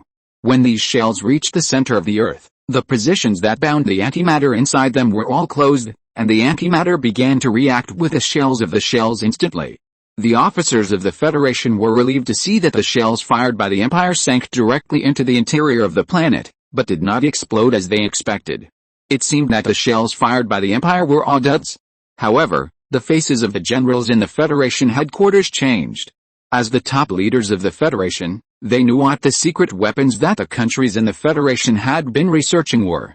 Over the years, the various member states of the Federation have been secretly researching the use of antimatter to destroy planets, but due to the peaceful environment within the entire Federation, and they did not know whether other civilizations had developed such super weapons. Therefore, the countries in the Federation have never dared to openly put this antimatter weapon that can destroy planets into service. And these generals are the ones who are lucky enough to see their civilization secretly experimenting with this weapon. Because of the fear of being exposed, their civilization has always been looking for some small satellites and star systems that are on the verge of explosion or stars are on the verge of death for experiments. The abnormal fluctuations caused by these explosions will be concealed by natural phenomena, so until now, ordinary people in various civilizations still do not know the existence of this super weapon. After all, it is too insecure to destroy a planet with a diameter of tens of meters. These generals know that when they were experimenting, in order to maximize the power of the weapon, they stuffed the antimatter shells into the center of the planet before detonating them. And there may be no abnormal reaction within a few minutes or even tens of minutes after the detonation. Now the shells fired by the Sith Empire into the underground of their 5 planets are also silent. Quick! Order the soldiers on these planets to evacuate immediately, a general reacted and hurriedly ordered his subordinates. It's too late. If the Sith Empire really fired antimatter shells into the core of these 5 planets as we thought, the shock waves generated by the explosion of these 5 planets will destroy all nearby warships, and these soldiers will not be able to escape at all. Even we are in danger. A general held his chin with both hands and said in a heavy tone. Although their base was not built in the 5 planets attacked by the Empire, they were indeed in the satellite of a planet.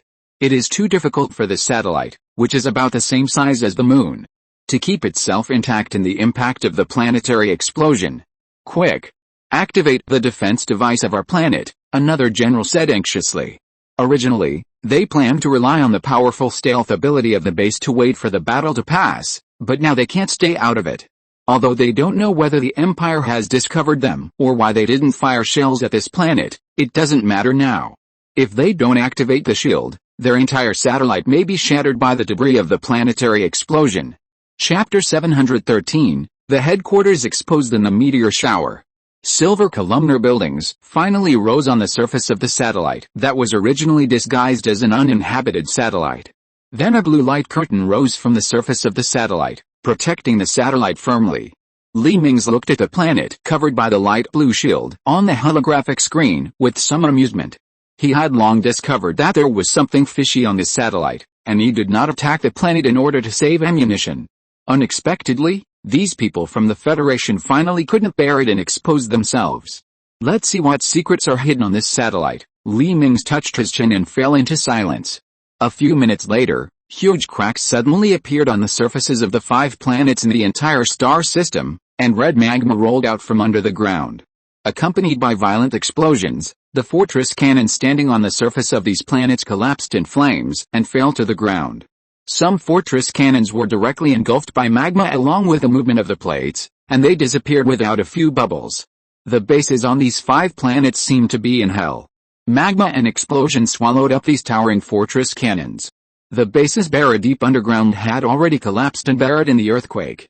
In a few tens of seconds, the surfaces of these planets were submerged by magma. At this time, they could no longer suppress the violent energy raging inside, and the 5 planets suddenly exploded. Some spaceships and warships that wanted to escape from the planets had just flown out of the atmosphere of these planets when they were hit by the high-temperature liquid material ejected by the explosion of the planets behind them. In a flash of explosion, they merged with the planets again. At this moment, the horror of nature was fully displayed. The antimatter explosion was only the fuse of the planetary explosion, and what was really released was its internal power. In an instant, it seemed that 5 small suns appeared in the entire star system. The 5 planets that were adjusted in orbit for human reasons illuminated the entire starry sky. The satellite where the Federal Defense Command was located in the orbit of one of the planets naturally could not escape the aftermath of the explosion. A large amount of planetary material was ejected into the surrounding space, and the satellites that were very close to the planets were naturally the first to be hit. After a period of flight, these materials began to cool down and turned into meteorites that hit the planetary shield of the satellite. Suddenly, the planetary shield began to stir up blue ripples like a pond in the rain, and these meteorites immediately shattered and spread when they hit the shield. As the number of meteorites increased, the planetary shield on the surface of the satellite gradually began to fail. Although the speed of these meteorites did not reach sublight speed, there were too many of them. After just a few dozen seconds, the planetary shield could not hold on and turned into starlight and disappeared. The metal umbrella-shaped shield generator erected on the surface of the satellite also began to disintegrate in the explosion. The satellite that lost its shield could only rely on the anti-aircraft guns that had just been raised to defend against the asteroids that hit it. But there were too many fragments produced by the planetary explosion, and these anti-aircraft guns had no time to intercept these meteor showers that were as dense as walls. A few seconds later, the air defense facilities on the ground were submerged by meteorites, and the satellite's uneven surface was hit by these meteorites, creating one big pit after another. The Federal Defense Command, hiding dozens of kilometers underground in the satellite, instantly felt a strong shock coming from above.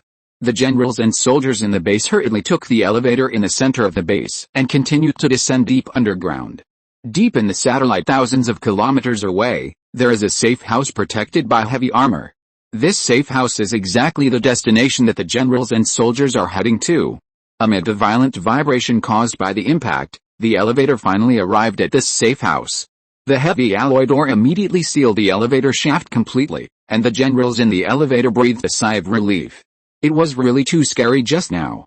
Because they were too close to the ground, they could hear the heavy impact every time a meteorite fell on the base. Every time the impact sounded, it was like someone knocked a hammer on their chest. It made them panic. Now in the safe house 1,800 kilometers underground, the sound of the impact from outside has become almost inaudible. The vibration generated by the impact has been transmitted in the rock layer for so long that it has consumed all the energy. This safe house can no longer feel the vibration. Just when the generals thought they were safe, several huge planetary fragments with a diameter of hundreds of kilometers suddenly rushed out from the meteorite group in the starry sky outside the satellite, and all the meteorites blocking the way were smashed to pieces. These huge planetary fragments have suffered more impact from the center of the Earth, so although they were ejected from the planet last, they have absorbed the most energy and their speed has become faster. In addition, there is no resistance in the universe, and these large pieces of planetary fragments are faster than those small meteorites. One of the planetary fragments is right in front of the satellite that has just turned. However, the generals and soldiers in the safe house did not know that a super large fragment was hitting them not far away. Because of the meteorite shower, they have now lost all their orbital equipment and external observation equipment. Now they are like blind people who know nothing about the outside world.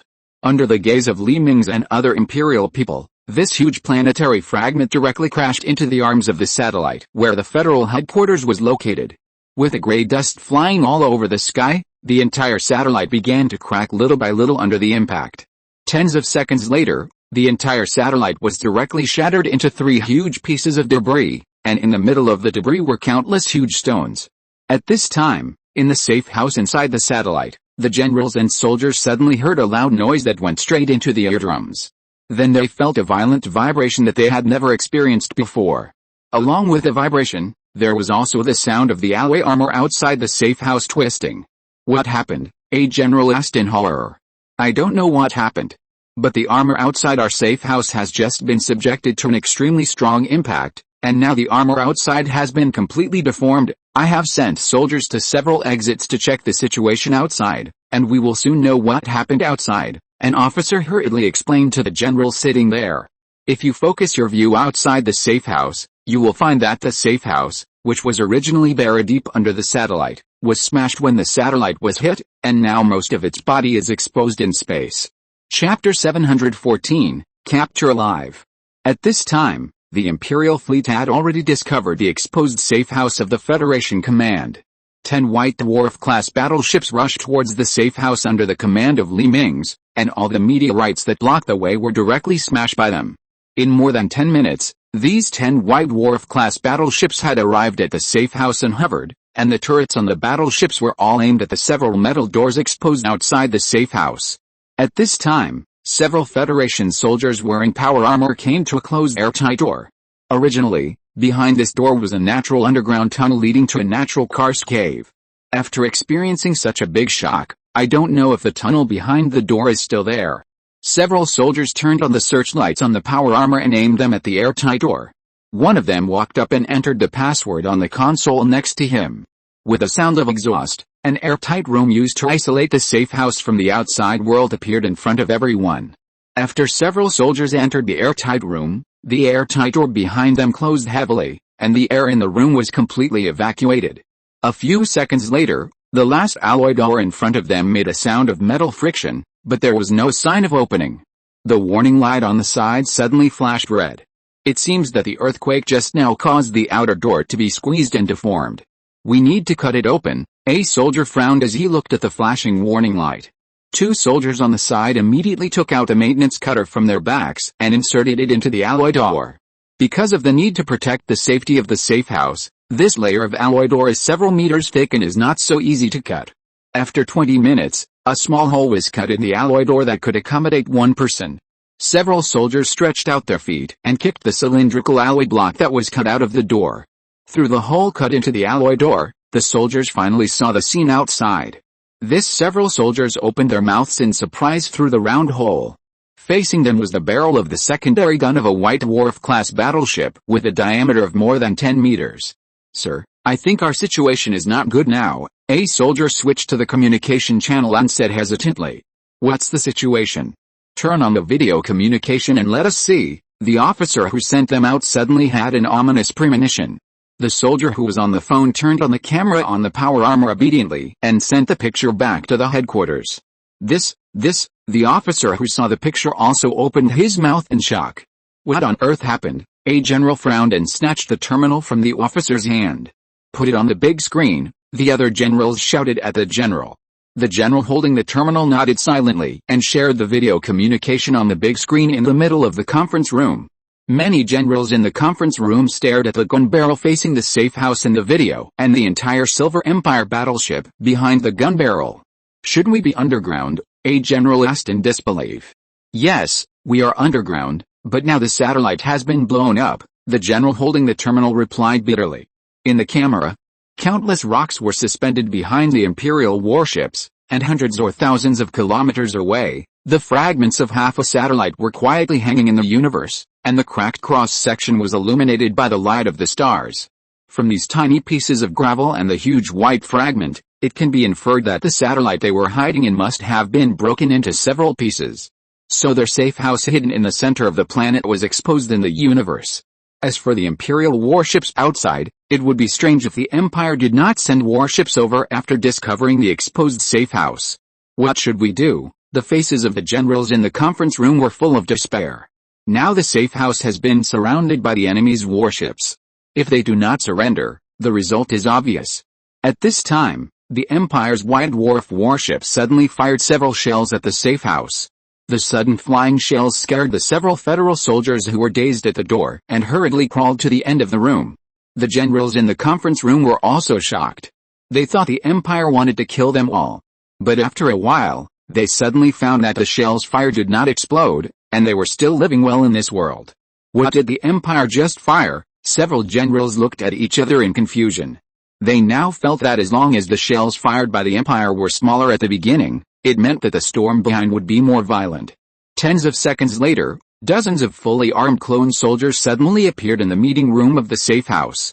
Raise your hands above your heads. The clone soldiers put their rifles on the heads of these generals. Seeing these suddenly appearing Imperial soldiers, the generals and officers of the Federation instantly lost their will to resist and obediently raised their hands above their heads. We surrender. As senior generals of the Federation, we demand to enjoy the corresponding level of preferential treatment, a general said calmly to the soldiers of the Empire.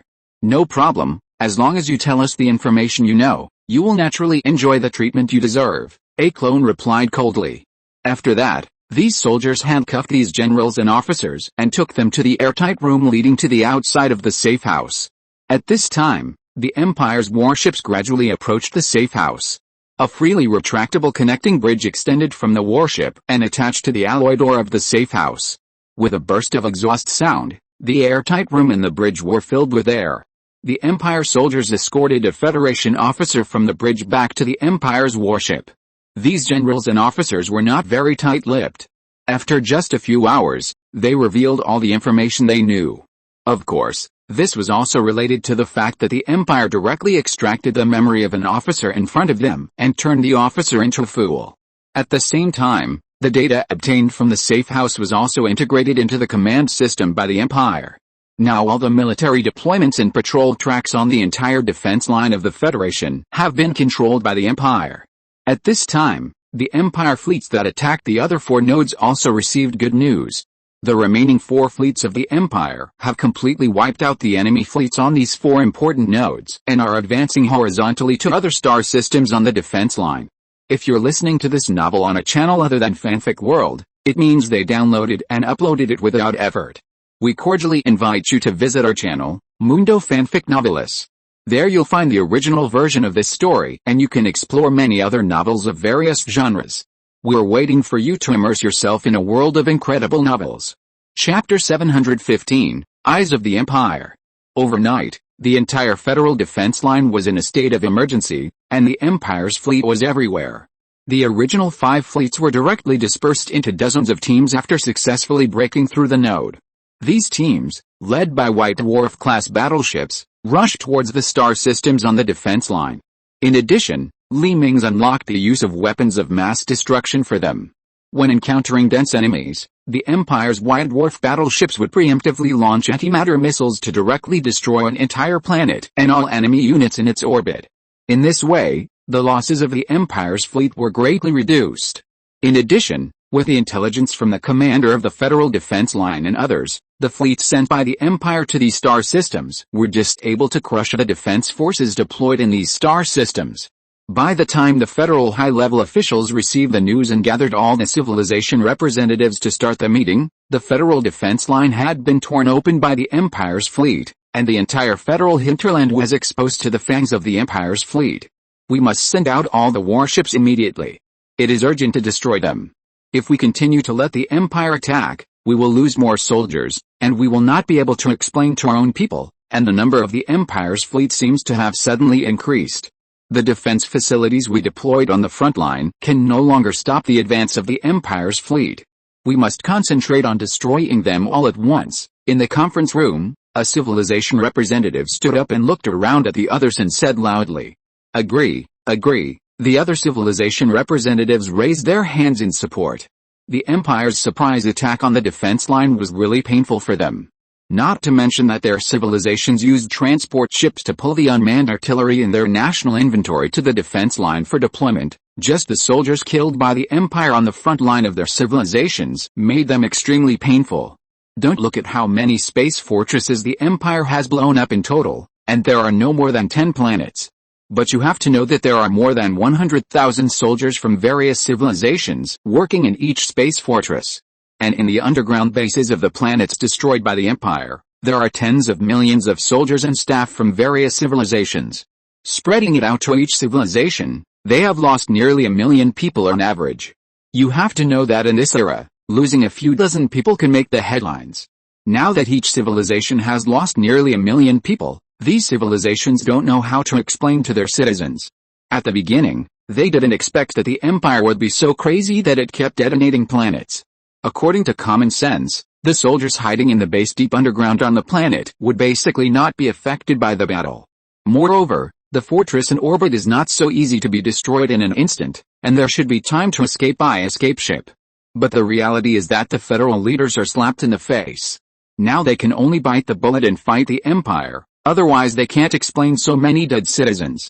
Not only that, each civilization also desperately exaggerated the strength and threat of the Empire, making all the civilians in the civilization nervous, fearing that the Empire would come to the door the next day. In this way, the death of so many soldiers was directly diverted from the attention, and with such a strong enemy combat power, the loss of so many soldiers became a matter of course. The voices calling for a decisive battle in each civilization became stronger and stronger, and the leaders of various countries also smiled with satisfaction. Public opinion has been successfully directed in the right direction by them, and now they can finally try to launch a full-scale war with the Empire. This time, they not only have to repel the Empire's fleet, but also kill the Empire's homeland. The spiral galaxy has been peaceful for too many years, and the territory has long been solidified. Because it is impossible to launch a large-scale invasion war, the territory of each civilization has always been so small. And now they finally have the opportunity to expand again, that is, the homeland of the Sith Empire. As long as the civilization recognizes this war, they can lead the fleet to gallop on the enemy's territory. At that time, a large number of star systems will fall into their hands, and they can also take this opportunity to further develop and grow until they can crush other civilizations in the spiral galaxy. The federal fleet that received the order began to detach from the docked port and line up neatly in space. Then these warships began to rush into the wormhole channel one by one from small to large. This fleet with a total of nearly 10 billion warships disappeared at the entrance of the wormhole little by little. The cannon fodder warships of the vassal civilization were responsible for leading the battle, and the warships of the 31 advanced civilizations were at the back. In this way, even if the Empire has an ambush, their main fleet will not suffer too much loss. At this time, next to the Empire's portal, a space station that looks like two umbrellas connected together with their tips facing each other is constantly emitting electric light. Hundreds of thousands of maintenance drones are constantly shuttling around this space station with a diameter of more than 130 kilometers. This space station was built by the Empire and the parts were transported through the portal. Otherwise, the materials stored by the Empire in this river system would not be enough to build such a large space station. The time it takes to transport the material cans from the Empire to this river system is enough for it to be assembled, so the Empire simply built this space station directly on its own. The space station that the Empire has spent a lot of effort to build is actually extremely single-purpose. It has no heavy armor on it, and no weapons that can destroy planets. The only purpose of this space station is to monitor the entire river system. This space station is called the Eye of the Empire by Mingze. As long as it is turned on, the river system it is in will be within its monitoring range. The Eye of the Empire, which uses hyperspace technology, can observe all suspicious energy reactions in this river system without delay. After the supercomputer's calculation, the mainframe of the space station will automatically classify all the data. In the end, the Empire's staff can directly see the equipment that needs energy to operate in various places in this river system through the processed data. For example, a warship that needs energy to drive. Originally it was scanned as a group of unidentified objects composed of a bunch of energy flow lines, but after processing, the computer will automatically restore its original shape.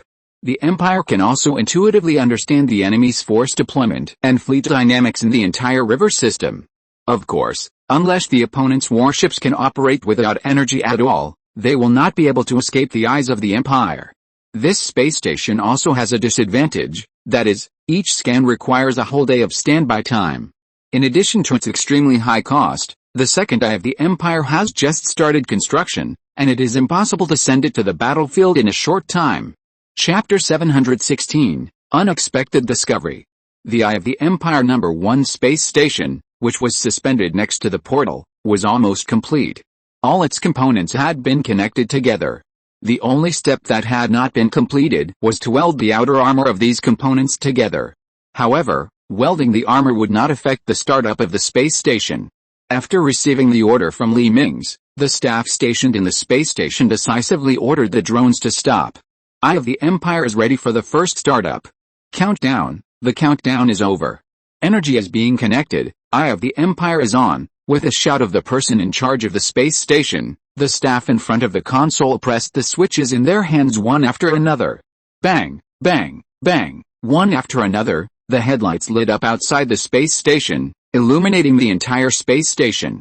The silver-white umbrella-shaped scanning device began to slowly unfold, and there was a layer of transparent film between each unfolded umbrella-shaped structure. Soon, the upper and lower umbrellas were open to the maximum, and from a distance, the space station seemed to have turned into an upright diamond-shaped crystal. The silver-white shell of the scanner shone brightly against the white stars not far away. Blue currents flowed under the armor and spread to the outermost end of the umbrella-shaped structure. At this time, all the hyperspace detectors in the entire galaxy failed at the same moment. However, the failure time was very short, less than 1 femtosecond, and the staff of each civilization did not notice the abnormality at all. If it had not been recorded in the system archive, these civilizations might not know what happened at this moment. The interference from hyperspace made these hyperspace detectors unable to work, but because the time required for the Imperialite to scan was very short, these devices returned to normal so quickly. Although the scanning time required was less than 1 femtosecond, recording the scanning results and analyzing the data was the most time-consuming. The trajectory of all energy running in the entire galaxy was scanned and recorded by this device.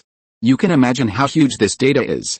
If the Empire had not installed the most powerful computer that the Empire could currently manufacture for it early, just receiving the scanned data would cause the entire system to crash.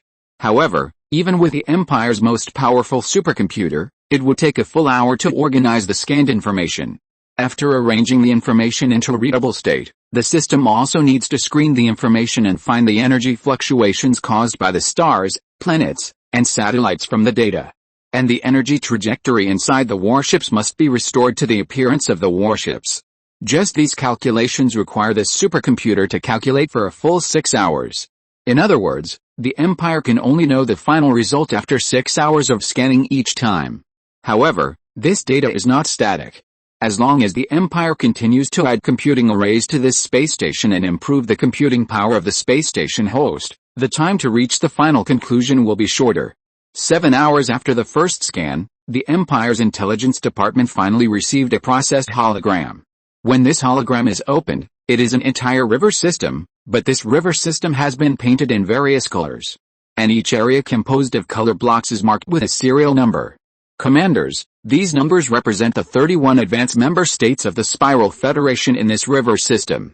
Each color block is the territory occupied by these advanced civilizations, and the areas around them with similar colors but lower brightness are the territories of their vassal civilizations. A scientist in charge of the Eye of the Empire project explained to the officers standing in the holographic room. The officers nodded and continued to enlarge the hologram in the room until the front line of the Federation that the Empire was attacking appeared in sight. The blue units in the hologram represent our warships, while the red ones represent the enemy's warships, and the gray warships represent the warships that have been destroyed and have lost their ability to resist, but energy can still be detected inside them. Now as you can see, the entire line of defense is full of blue warships representing our Empire, and the number of unmanned artillery and fortresses remaining in the local area is very small. At this rate of elimination, it will only take 3 days for us to eliminate all the federal troops on the line of defense. The scientist pointed to the rare red spots on the line of defense and said proudly, "Very good, this hologram contains very comprehensive content, and it can even depict the general structure of the planet's underground base." An officer zoomed in the hologram to the sky above a planet and touched his chin with satisfaction. In everyone's sight, the surface of this planet was covered with red bases. Immediately notify the fleet in the orbit of this planet, send the exact coordinates and depth of these bases, and let them eliminate these bases, an officer said to his subordinate beside him. Understood, the junior officer nodded and transmitted the data to the fleet on the front line through the mental network. Other officers zoomed in the hologram again, wanting to see the deployment of the federal fleet in this galaxy. As the hologram continued to zoom in little by little, the pupils of an officer suddenly shrank. He seemed to have discovered something at the moment when the hologram was sliding.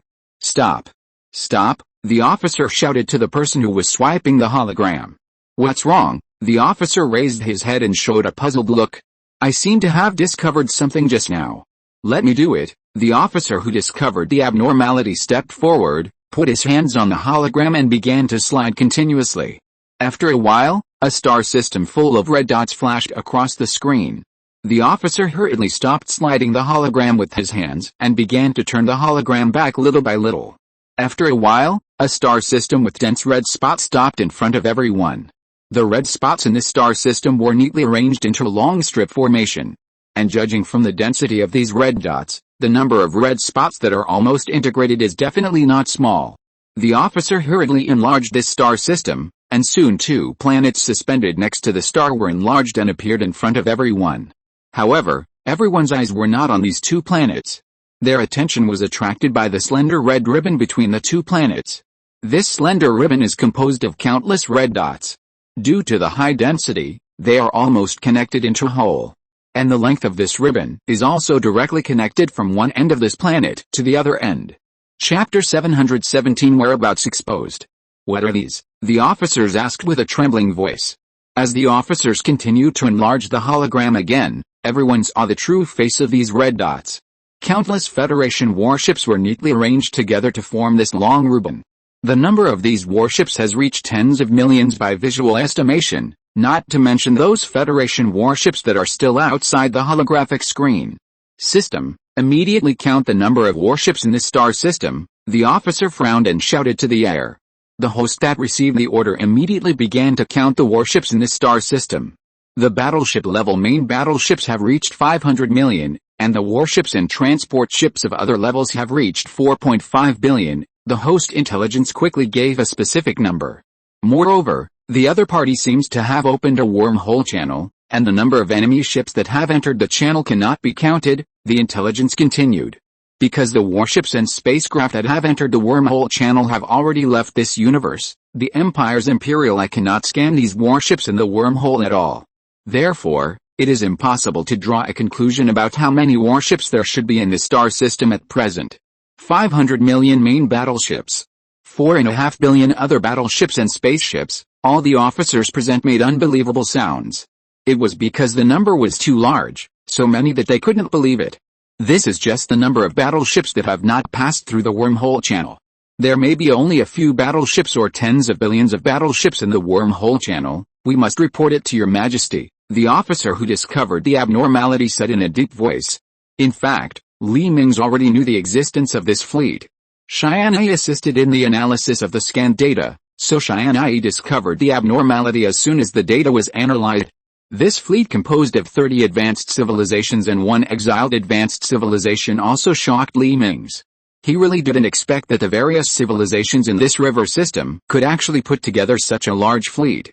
Your Majesty, our expedition fleet will be at a disadvantage against such a large fleet. Tianyi appeared beside Mingze and sighed.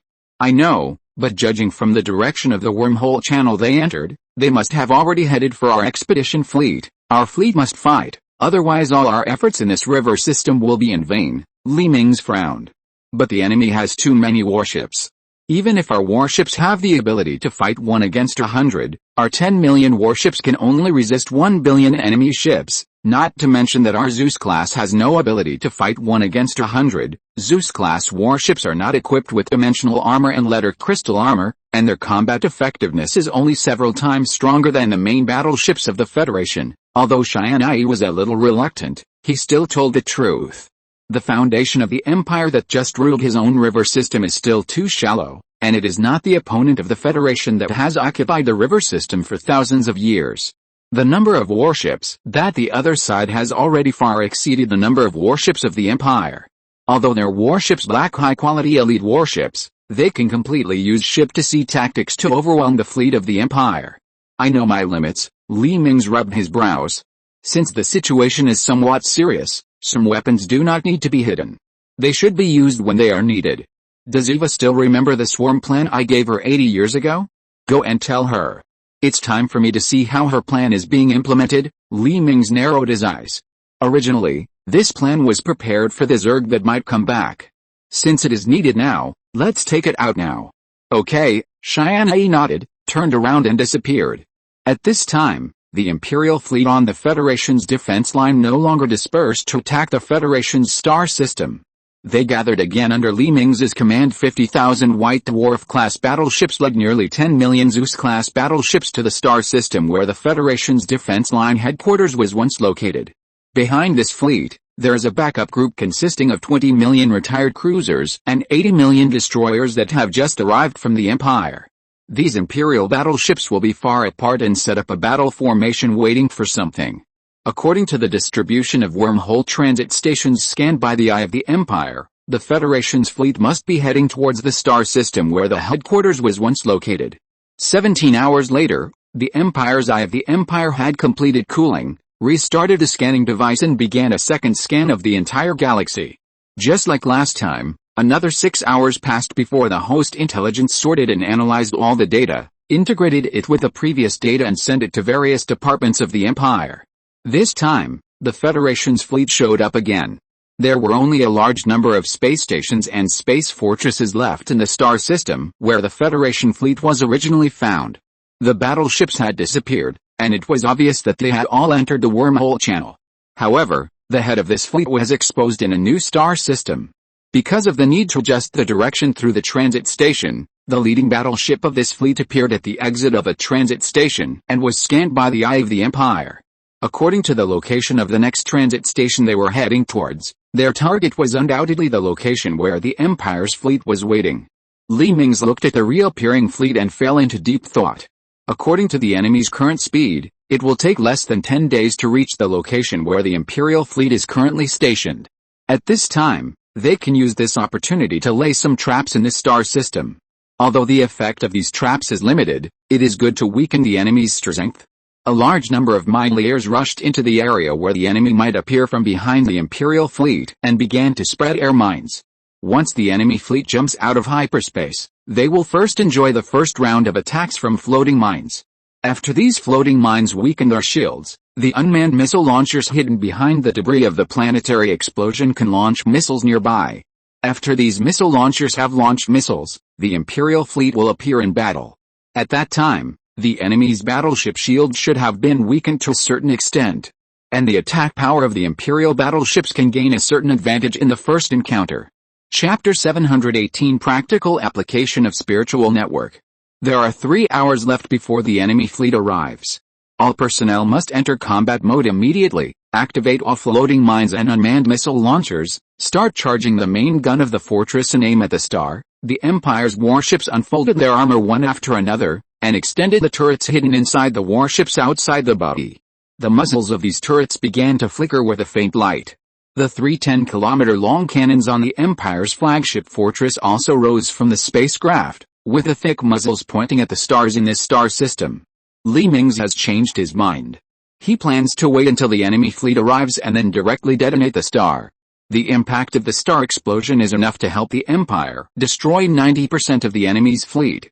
But when 3 hours passed, the enemy fleet did not appear in the trap set by the Empire as expected. Turn on the Eye of the Empire immediately. I want to know where the enemy has gone. Li Mingze suddenly had an ominous feeling and hurriedly said to Tianyi. Originally, for this battle, the Eye of the Empire had not been turned on since the last cooling, waiting for the moment when it might be used. With the activation of the Eye of the Empire, all the information in the Milky Way was soon sent to various departments of the Empire. But at this time, 7 hours had passed, and the Empire fleet did not wait for the enemy fleet in the star system. Fortunately, the enemy fleet was too large, and it was estimated that the other party could not send out all the warships in these 7 hours. The Empire fleet still had a chance. Soon, the processed information was placed on Li Mingze's desk. The Federation fleet appeared in the void 15 light-years away from our ambush site. The other party seems to have deliberately bypassed all the star systems we monitored. Tianyi enlarged the hologram and explained to Li Mingze. How did the enemy discover our ambush in advance? Shouldn't they just send troops to destroy our fleet at once? Li Mingze touched his chin, feeling that the IQ of this spiral federation had suddenly increased, which made him a little uncomfortable. At this time, the commander in charge of the joint fleet of the spiral federation sneered. He estimated that the Empire's fleet should still be ambushed in the star system where the Federation Defense Command was located. Do these idiots really think they will jump into their ambush? The Empire destroyed so many planets and star systems. The people of the Federation have long known that the Sith Empire seems to use this destructive weapon as a conventional weapon. They will naturally not foolishly jump into the range of the star system. If the Sith Empire shoots a star in the star system where they jump out of hyperspace, then wouldn't it be a bit unfair for them to die? Therefore, the Federation Joint Fleet deliberately bypassed all the star systems and approached the Imperial fleet directly from the void. When they jumped out of hyperspace, the Empire's Imperial Eye happened to be kept for combat use and did not turn on again after cooling. Taking advantage of this time, the Federation's fleet has assembled here, and now they can directly kill the Imperial fleet. Mingze looked at the Federation fleet, which was 15 light-years away from his fleet, in silence. The other party directly offset their biggest advantage. In the void between star systems where matter is extremely scarce, the Empire's super weapons such as star destroyers, star annihilation cannons, and antimatter missiles have lost their place. Given the tiny size of the enemy's warships, the Empire's flagship fortress's super cannon that can destroy stars can probably destroy tens of thousands of the enemy's warships. Once the enemy's warships are spread out too far, the antimatter cannot find enough matter for an instant reaction, and its power may even be less than that of large fusion weapons. How is Eva's swarm plan? Mingze asked Tianyi. She said it's ready, and the swarm plan's spacecraft is on the way to the portal. Tianyi replied softly. Very good, then I won't be too panicked. Mingze threw himself on the chair and closed his eyes. The countdown to the battle is 10 minutes. The fleets of the Sith Empire and the Spiral Federation have already jumped out of hyperspace and arrived at a new battlefield, located in the void between two star systems. The Federation's fleet has overwhelmed the Empire's fleet in terms of momentum alone. There are tens of billions of warships with different functions, and the formation alone is nearly 100 times larger than the Empire's hundreds of millions of warships. Although the Empire has a flagship, the fortress, its small size is insignificant in front of the opponent's tens of billions of warships. I am the commander of the Spiral Federation. If you surrender now, we will give you the best prisoner treatment. As you can see, our fleet is far stronger than yours. You have only one way to surrender, otherwise wait for us to crush you. Soon, the Empire's fleet received a surrender message from the opponent's fleet. But all the officers of the Empire were dismissive. Although the Empire's warships seemed to be very few in number, the combat effectiveness of the Empire's warships was several times stronger than that of the opponent's warships. No nonsense, let's go to war. Mingze picked up the intercom and confronted him. At the same time, all the crew members of the Empire suddenly closed their eyes, and the mental linkers implanted in their brains began to run wildly. In an instant, the 4 dimensions of all soldiers and officers on the entire battlefield were synchronized into a mental network. Coupled with the biological computers implanted in the brains of soldiers and officers, this mental network instantly possessed a good computing power. The battleship host begins to access the mental network, the fortress supercomputer begins to access the mental network, as the shipboard hosts of each battleship and the supercomputer on the fortress are also connected to the mental network. The entire Imperial fleet seems to have become a whole in an instant. The entire mental network shares all the information collection equipment of all battleships, which means that the information seen and understood by the soldiers in the network is no longer limited to the first-person perspective. Everyone can see the God's perspective formed by the information collected by the scanners and observers of hundreds of millions of battleships around. The targets aimed at by all battleships, the trajectory of artillery shells, and the trajectory of enemy movement are reflected in the minds of all soldiers through the mental network. Each battleship seems to be a cell of this whole. After the mobilization of the brain, it ensures that each battleship will not aim at the same enemy and waste firepower, and ensures that its own battleship will not block the artillery of friendly forces and affect its performance. At the same time, the powerful computing power and ubiquitous scanners have greatly improved the shooting accuracy and dodge success rate of the Imperial battleships. Chapter 719 Targeting the Flagship. The mental network is functioning normally, with a load rate of 57%. Entering combat mode, after advancing a distance, the Imperial fleet suddenly dispersed around, while the fortress led the White Dwarf-class battleships to stay in place and form an arrow-shaped formation. 3 seconds left before the two sides engage in a firefight. 3, 2, 1. As the countdown ended, the Federation fleet had entered the range of the Imperial fleet. Shield-breaking shells were fired from the guns of the Imperial battleships at the Federation fleet, and billions of shells in the air were densely arranged into a wall and rushed towards the Federation battleships. It seemed that the flight trajectories of these shells were chaotic, but in fact, the Empire had already predicted the trajectory of the Federation battleships through the mental network. On average, 3 of these shells were aimed at one enemy ship, and there would be no waste of firepower. Seeing that the Imperial battleships began to attack, although the Imperial battleships had not yet entered their range, the Federation fleet still launched a counterattack. Hundreds of billions of shells or missiles mixed with beams were fired at the Imperial fleet. However, since the Imperial fleet was still outside the enemy's range, these weapons still had decent lethality, but their hit rate could no longer be guaranteed. Under the guidance of the mental network, the Imperial fleet began to make various maneuvers in the air. The Empire was in control of what impact each ship would have on the warships behind it after the maneuver. Some shells that seemed to be unavoidable were magically dodged by the Empire's warships. From the mental network, these weapons had already drawn attack trajectories when they were fired. All the Imperial warships needed to do was to cross themselves in the gaps between these trajectories. Although such actions were very unsightly, and from the outside the Imperial fleet looked like it was drunk and staggering, it was this action that made all the flying shells and beams pass by the Imperial warships. The missiles that followed the shells and beams were also successfully intercepted outside the threat distance and could not get close to the Imperial fleet at all. The Imperial fleet, which was blessed by the neural network, seemed to have reached its evasion rate to the top, and the Imperial warships could basically dodge attacks that did not arrive instantly. But the Federation was not optimistic. The evasion route that had been calculated by the Empire long ago, coupled with a dense formation, the hit rate of the Empire's weapons reached an astonishing 90%. Only 10% of the attacks fell into the air. These shield-breaking shells easily broke the shields of these warships. The Federation warships that lost their shields were simply vulnerable. Most of the technology within the Federation focused on the research of shields, which was just restrained by the shield-breaking shells fired by the Empire. The Federation warships that lost their shields only had a thin layer of armor to protect their fragile hulls. Of course, this design also has advantages, that is, it greatly reduces the cost of building warships, which allows many civilizations in the Federation to build so many warships. If they were equipped with thick armor for warships like the Empire, they would not be able to build so many main battleships.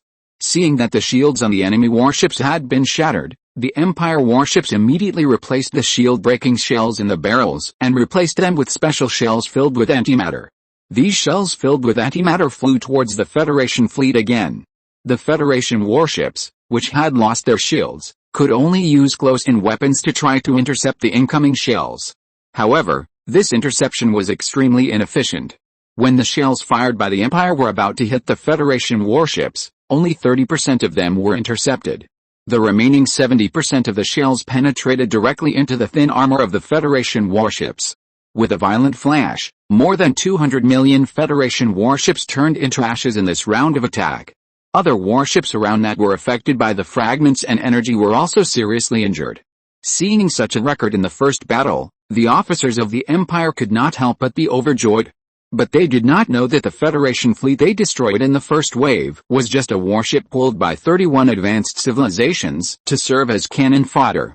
These warships were all produced by the vassal civilizations of these advanced civilizations, and their combat effectiveness was far different from the main battleships of the 31 civilizations. Taking this opportunity, the Federation also clearly realized the combat effectiveness of the Empire's fleet. All-out attack, with the order of the Federation commander, nearly 10 billion warships pressed forward. After entering the weapons range, the weapons on these warships opened fire one after another. The flashes released by the weapons formed a long light strip, and the starry sky in front of the fleet was illuminated by its dazzling light. As the distance between the two sides was very close, the evasion efficiency of the Imperial warships began to decline, and the time left for the Imperial warships to maneuver after the attack of the Federal warships was greatly reduced. The other side just opened fire, and the attack would arrive in a short while. The Imperial warships only had time to dodge most of the attacks, and a small part of the attacks still fell on the heads of the Imperial fleet. As the explosion simulated by the system came from the bridge audio, Li Mingze watched the blue dots representing his own warships on the holographic screen disappear quickly. "Report the damage," Li Mingze said anxiously. Report to your majesty, we have just lost 130,000 Zeus-class warships, 240,000 cruisers and 400,000 destroyers. Knowing that his majesty would definitely be angry after hearing this, an officer still answered with a stiff upper lip. Damn it. White Dwarf-class battleships, advance at full speed, and get into the enemy's formation. Fortress, all weapons are firing, and bombard them hard. Li Ming slammed the table and said angrily. How long has it been since the Empire suffered such a big loss? Today, it lost so many battleships at the hands of the Spiral Federation, which it didn't even look down on. How could Li Ming's not be angry? The White Dwarf-class battleships, which were originally advancing slowly with the Zeus-class battleships, instantly began to speed up and rush towards the Federation fleet. The Empire's flagship Fortress took the lead and rushed in front of the White Dwarf-class fleet. The 3 main guns, 10 secondary guns and countless Fortress guns on the Fortress fired crazily at the Federation fleet. The super shells of the Fortress's main guns that could destroy a star flew directly into the Federation fleet. This shell was directly loaded on the flagship in the middle of the Federation at sublight speed. The Federation flagship had no time to dodge before it was hit on the side by this shell. The huge kinetic energy brought by the sublight speed of the shell directly smashed the flagship's shield and dissipated into the universe. Then the warhead composed of the crystal stone smashed into the body of the Federal flagship. The position that bound the antimatter in the shell was instantly closed, and the antimatter began to react with the crystal stone that wrapped it and annihilated each other.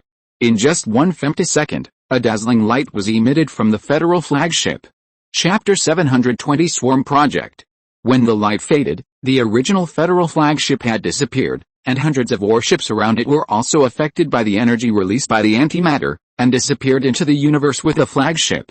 Unfortunately, because the matter contained in this flagship was too scarce, most of the antimatter was wasted and did not play its due power. The antimatter shells that could destroy stars and an entire star system only destroyed hundreds of warships and then lost their effect. This is a bit of a loss, Li Ming's muttered to himself with his hands supporting his chin. A shell that could destroy a star system was exchanged for such a small number of warships from the opponent. No, stop using the main gun of the fortress, and don't waste it anymore. Li Ming's thought for a moment and decisively ordered the fortress to shut down its main gun. After receiving the order, the 3 main gun turrets retracted into the fortress, and the heavy armor filled the gaps they left. After shutting down the main gun, the other secondary guns on the fortress were also shut down at the same time. After all, it was also a waste to use these secondary guns that could destroy stars on these Federal warships. At this time, the fortress could only rely on the fortress guns all over its surface to continuously launch saturation attacks on the surrounding Federation warships. Although the weapons of the Empire's flagship Fortress and the White Dwarf-class warships were powerful, they still seemed a little pale and powerless in front of the enemy's dizzying numerical advantage. The situation on the Federation side was completely different. With the advantage of numbers, their attacks could completely ignore the hit rate and use saturation attacks to cover the Empire's fleet. Although the Empire's warships had amazing evasion capabilities, under this kind of saturation attack that seemed to be free of charge, the number of Empire's warships killed began to rise sharply. And the speed of this rise would accelerate with the loss of Empire's warships. Your Majesty, this won't work. Although our fleet has a quality advantage, the number of enemy warships is too large, and the warships of the enemy's vassal states have greatly consumed the ammunition of our warships. Many of our warships' main gun attacks were wasted on these cannon fodder warships. If this continues, we will soon be devoured by them bit by bit. Eva stood up and came to Li Mingze. What do you want to say? Li Mingze asked solemnly while looking at Eva, who was supporting her hands on the table. I want to send my bee colony to the battlefield. Eva licked the corner of her mouth and said to Li Mingze with full of charm. Okay, I agree. Li Mingze nodded gently. The situation on the battlefield was already very unfavorable to the Empire. The original trump card did not need to be kept. It was time to teach this Spiral Federation how to behave. All warships retreat immediately. Retreat to the target point teleportation gate. Li Mingze was silent for a moment and then sent the evacuation order to the entire fleet through the mental network. The Empire's warships, which were fighting with the Federation fleet, suddenly paused, and after a moment, all the weapons were put into the warships. After all the warships entered a defensive state, they turned on the thrusters to the maximum power and rushed out of the battlefield. After these warships left a certain distance, The hyperspace engines were no longer disturbed by the energy from the battlefield. The Empire's warships jumped into the hyperspace and disappeared. At this time, the people of the Federation were dumbfounded. Shouldn't the Empire's warships use the technology that can be teleported to disappear directly? In order to prevent the Empire's warships from using teleportation technology to change their positions or retreat, they deliberately spent a lot of scientific research resources to develop equipment that can block teleportation technology. This time, all their warships were equipped with this equipment that blocks teleportation technology, but they never expected that the Empire's warships would use hyperspace to evacuate the battlefield. These federal officers could not imagine that there was a civilization that would equip outdated jump equipment after having a more advanced jump method. Now the federal fleet can only watch the Empire's warships jump into hyperspace from the encirclement of their fleet and disappear. They have nowhere to escape. The fleet of the Sith Empire can only escape to one place, that is, their foothold in this river system. The commander of the federal fleet touched his beard and said, "Now the scales of victory in this battle have fallen to the Federation. Why don't they take advantage of the victory and go directly to the homeland of the Sith Empire? Even if it is not good enough, they can kill all these invading warships. Ensure that this empire will not be able to come to their river system to make trouble for a period of time. All fleets, target the portal of the Sith Empire."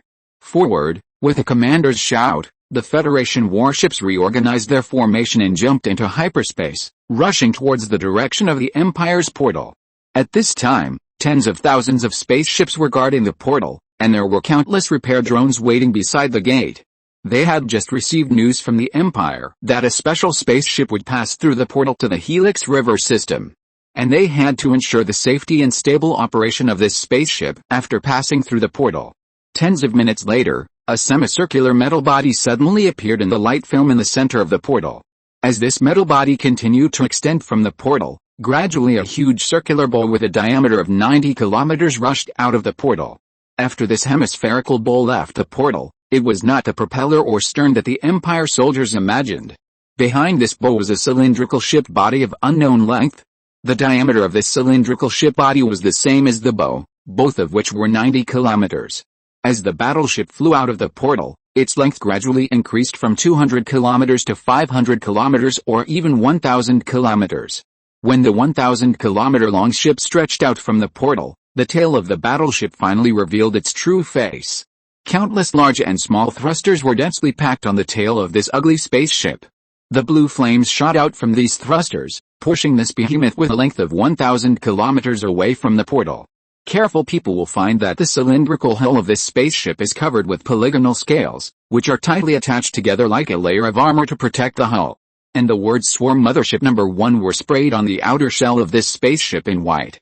Although the name is a bit low, Mingze knows that this spaceship can be said to represent the strongest combat power of the Empire in the fleet-decisive battle. The Empire's flagship fortress can only be said to have its combat power tilted towards the demolition of star systems. Chapter 721 Wasp Swarm. What is this spaceship used for? In the space station next to the portal, the staff gathered together to discuss. It was nothing more than the appearance of this spaceship was too ugly, and the name was so unsophisticated that it aroused the strong curiosity of these staff.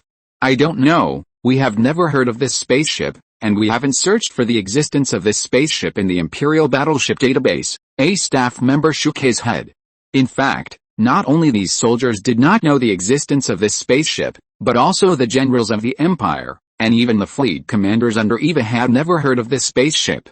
At this time, a group of Zeus-class battleships covered with scars suddenly broke away from hyperspace and came to the open space next to the portal. "Quick! The fleet is back, and emergency repairs are carried out immediately." Seeing these battleships covered with scars on their hulls, the maintenance drones waiting next to the portal rushed over. Following these Zeus-class battleships were the Empire's cruisers and frigates.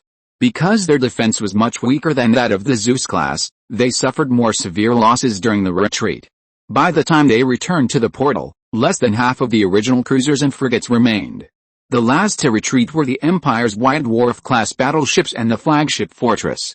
Because of their thick skin, none of the White Dwarf-class battleships were lost, and the Empire's flagship fortress was still intact. The Imperial Fortress and the White Dwarf-class battleships will reunite with the Swarm Mothership Number 1 and prepare to participate in the next battle. All other battleships will be repaired near the portal and restore their combat effectiveness as soon as possible. Mingze issued an order to all battleships through the mental network. The White Dwarf-class battleship and the Imperial Fortress, which had just jumped out of hyperspace, drew an arc in the air and merged with a Hive Mothership No. 1, which was moving away from the portal. The Imperial Fortress is ready to dock and merge with a Hive Mothership No. 1. Mingze pressed the pop-up consent button on the console. The upper armor of the rear hull of the Swarm Mothership No. 1 suddenly bulged, and then slid to both sides. A huge hole was left in the center of the hull, and inside the hole was a dense mechanical structure. The Imperial Fortress flew to the top of the hole, and then slowly descended while adjusting its posture. Before the Imperial Fortress touched the bottom of the hole, it was firmly locked by the mechanical arm in the hole. Countless pipelines stretched out from the mothership and inserted into the interface that the Imperial Fortress had just opened. At this time, the two super battleships had merged into one. The Swarm Mothership was equivalent to adding a supercomputer module and a reactor module that could produce more energy. It also had the ability to destroy planets and stars at the same time. It can be said that after the two battleships merged, no one in this galaxy could stop them. Although the armor of this Swarm Mothership was just ordinary armor, without dimensional armor and letter crystal armor, it can be seen from its name that it was a similar existence to an aircraft carrier. For it, battles always took place beyond visual range and would not threaten itself at all. What's more, there were 50,000 of the most elite White Dwarf-class battleships of the Empire that would serve as its frigates to protect its safety around it. Where is the enemy now? Have you scanned them? Mingze asked Tianyi while looking at the hologram in front of him on the bridge of the Swarm Mothership, which is also the bridge of the fortress. The enemy seems to have mastered a hyperspace wave shielding device. Our ordinary hyperspace detectors can't scan the opponent's dynamics at all, but we have the Eye of the Empire. According to the latest scan results 7 hours ago, the opponent's fleet also disappeared in the universe, and it is obviously in the hyperspace jump state. The opponent's destination is undoubtedly the direction of our portal. Tianyi drew a white track on the hologram pointing directly to the location of the Empire's portal. The energy fluctuations generated by the portal are too large, and the number of our fleets has increased dramatically after the energy fluctuations. The opponent must have guessed that we have some kind of teleportation technology that can teleport a large number of troops from another river system. Therefore, in addition to destroying our fleet this time, the opponent must also want to obtain our portal technology. Plus, our fleet has already withdrawn to the portal, and the opponent will definitely use the portal as their destination for this trip. Tianyi analyzed. Very good, then we will wait here. Mingze nodded and leaned back in his chair and began to rest his eyes. A few hours later, the sudden alarm woke up the lightly sleeping Mingze instantly. Your Majesty, the enemy's fleet has appeared in the void 2 hours away from us at sublight speed. It seems that the enemy still did not dare to enter the star system this time. Are they worried that we will destroy the star again? Tianyi looked at the Federation fleet that kept appearing outside the star system with some amusement. These Federation fleets are too timid. They have driven the Empire fleet to the edge of the cliff, but they dare not jump directly into the star system. It seems that the Empire's crazy destruction of star systems and planets on the Federation front has scared them. Prepare for battle. All White Dwarf-class battleships pay attention to protecting the Swarm Mothership, and be ready to form a shield to help the Mothership block the attack. The Swarm Mothership is ready to start the swarm. As soon as Mingze finished speaking, the hologram in front of him turned into the structural diagram of this Hive Mothership. On the Mothership's structural diagram, countless blue dots of light began to flicker in its cylindrical hull. There was also a rotating progress bar on these blue dots of light: 41%, 65%, 82%, 99%, 100%. When these progress bars were finished, dialog boxes popped up from the screen one by one. The swarm is preheated. The swarm is activated at 100%. All wasps are operating normally. The Hive armor plate is ready to open, and the swarm is about to start. When the last message disappeared, the entire Swarm Mothership immediately began to vibrate violently.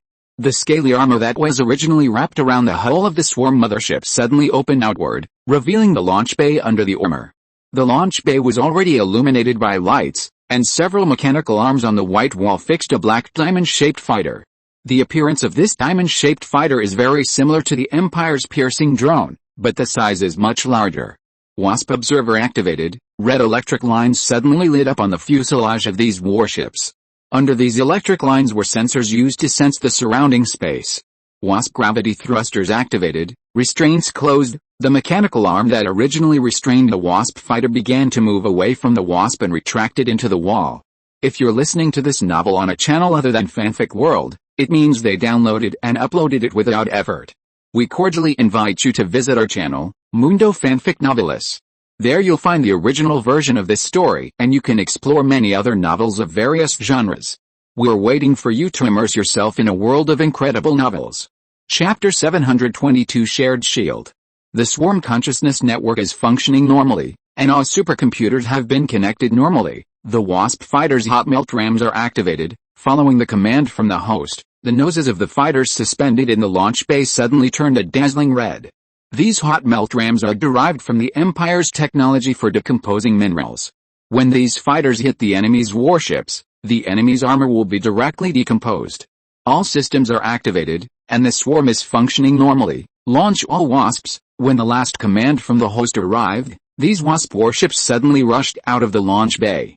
From the outside, the swarm mothership looked like a blooming firework, with countless red dots flying out of the huge swarm mothership and rushing around the mothership.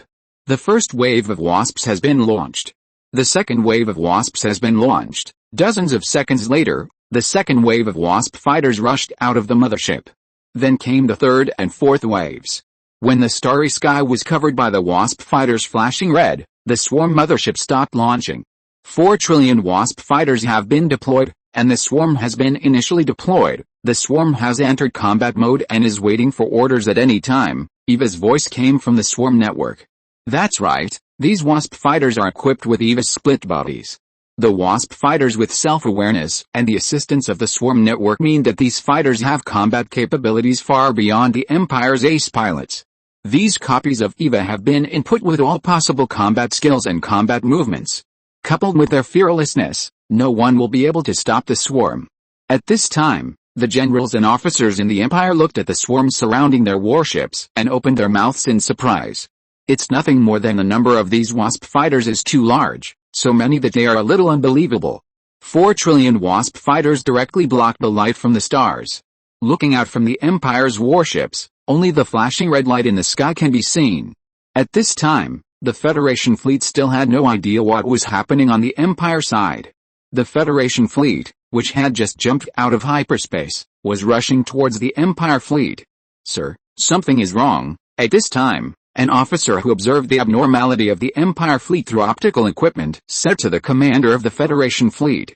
"What's wrong?" The commander frowned and transmitted the image of the optical observation equipment to the holographic screen in front of him. "What are these?" At this time, the Empire fleet observed by the optical equipment had turned bright red.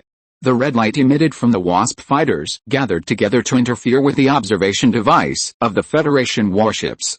"I don't know, it may be a camouflage device to prevent us from observing their movements." The officer scratched his helmet and said, "No matter what they are doing, they can't escape the fate of being destroyed." The Federation commander gritted his teeth and said, "Fortunately, the Federation was not actually in charge of commanding the flagship destroyed by the Empire. Otherwise, he would have been sent to see the ancestors by the Empire's shell." On the other side, after the Empire saw that the Federation warships were close enough, EVA decisively ordered the swarm to rush out. 4 trillion WASP fighters floated towards the Federation's warships like a red cloud. At this time, the Federation finally panicked after discovering through the scanner that this red cloud was actually 4 trillion fighters. "Attack! All warships attack!" the Federation commander shouted to the fleet. Shells were ejected from the Federation warships, but they overlooked one thing. That is, the size of these fighters is very small, which means that their maneuverability far exceeds that of the Empire's warships. Whenever the Federation warships attack, these WASP fighters can even clear the trajectory of the shells. The flying fleet is constantly changing, and tens of millions of holes appear in the fleet from time to time for the shells to fly through. The soldiers of the Federation don't know that their shells have actually been calculated before they are fired. The Empire has already calculated the direction of the shells in advance based on the direction of the muzzles of these weapons. Coupled with the explosive flexibility of the WASP fighters, the hit rate of the Federation's salvo this time has reached 0. In other words, no fighter was destroyed by the salvo of the Federation warships. This is impossible. What are these things? The Federation commander looked at the other side's report of 0 combat damage in disbelief and went crazy. All weapons are fired. Don't stop, the Federation commander roared loudly. But no matter how loud he was, he couldn't change the fact that the Empire fighter planes could not be attacked at all. Wait until the opponent enters the range, all close-in defense guns open fire. The Federation commander didn't believe it. You can't hit them from a distance, so you can't hit them when they fly close? But he didn't know that it would be their nightmare when they were close to this swarm. The Empire's swarm easily approached the Federation fleet with its flexible movement. 4 trillion Wasp fighters swallowed the Federation warships in front like a big mouth.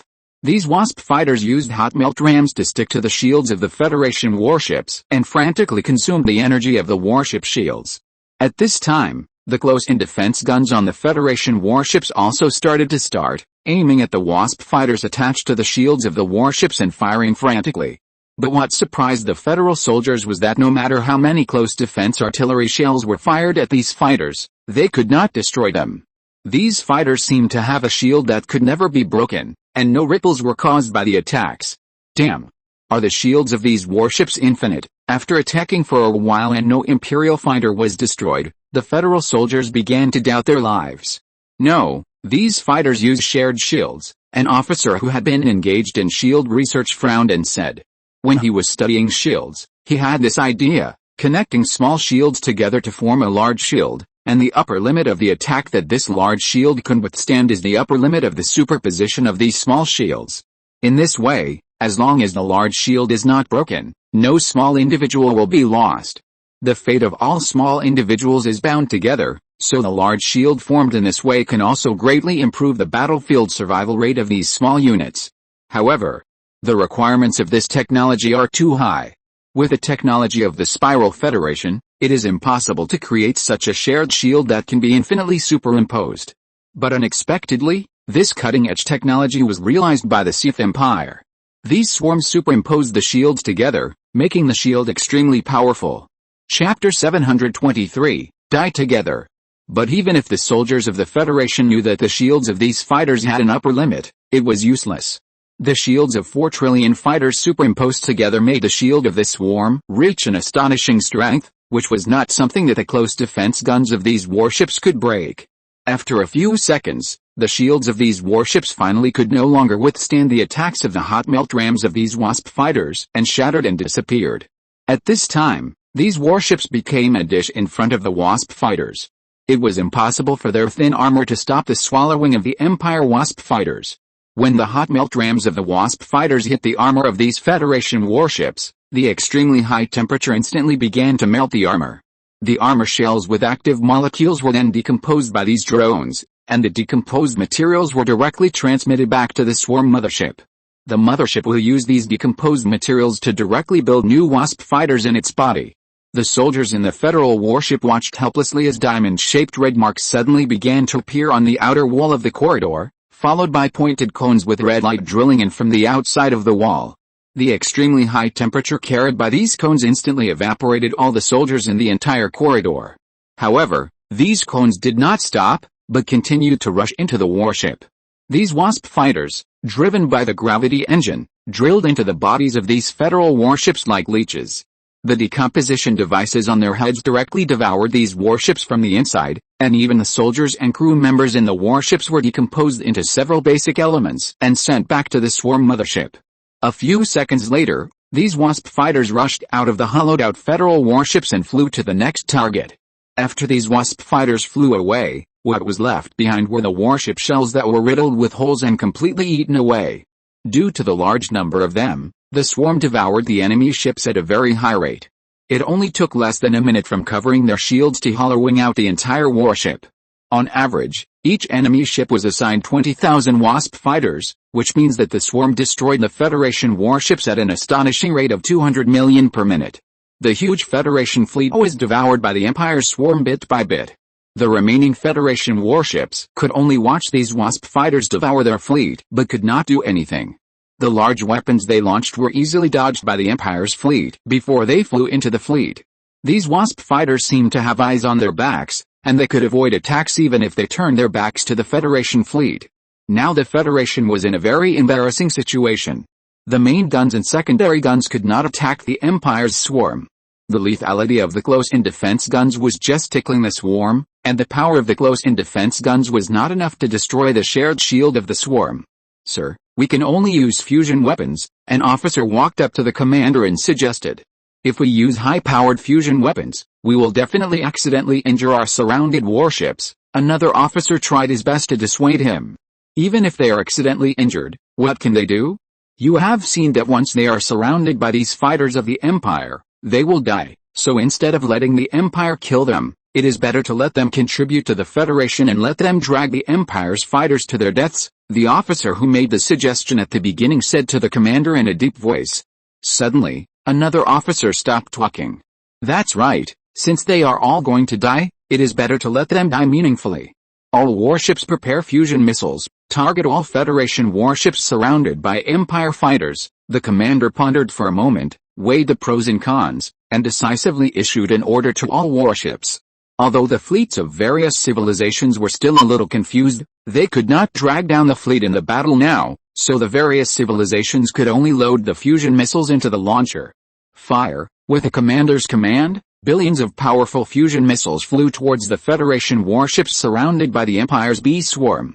Defense mode. Eva, who noticed the abnormality of the Federation fleet, directly ordered these Wasp fighters to give up the attack and stack the fighters one by one.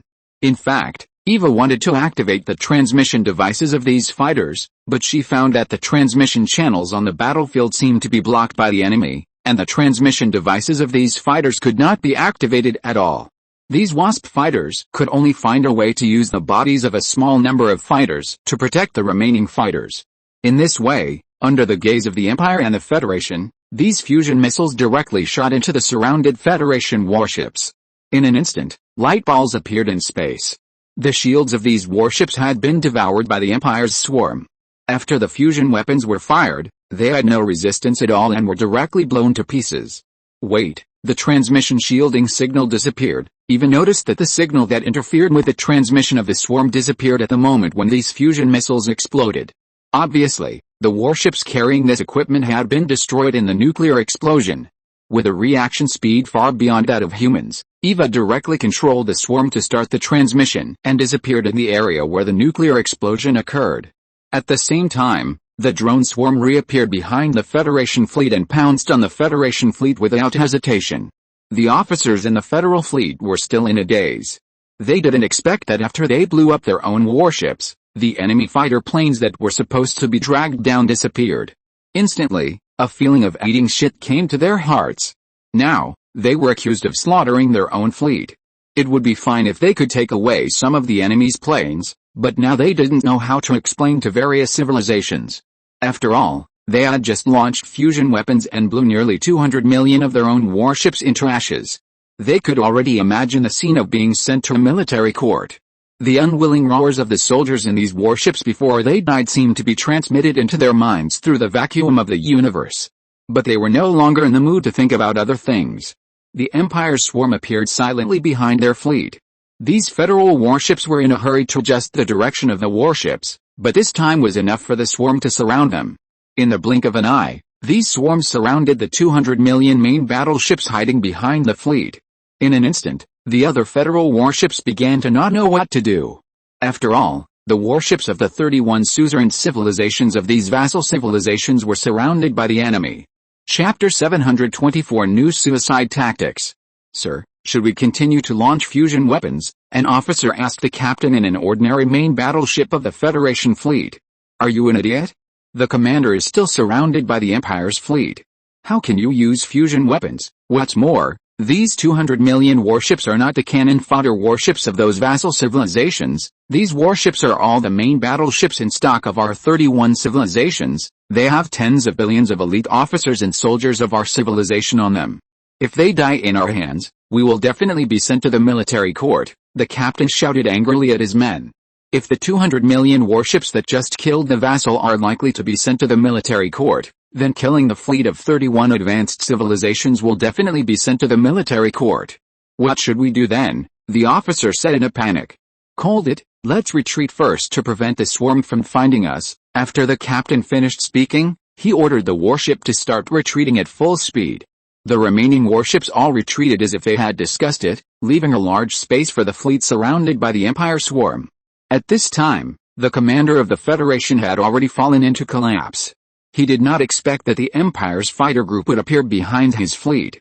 He did not expect that his warship would be surrounded by the Empire's fighter group. You must know that he is extremely afraid of death. In order to prevent being taken care of by the enemy, the commander did not board the flagship prepared by the Federation for him, but chose an ordinary warship as a hiding place. He even ordered this warship to hide in the rear of the fleet among the ordinary warships. But he did not expect that he would fall into the hands of the enemy, even though he hid so tightly. According to the time it took for the Empire's fighter group to destroy the backward warships of the vassal civilization, it may take less than 10 minutes for these fighters to kill in front of his warship, penetrate the shield and armor, and kill into the warship.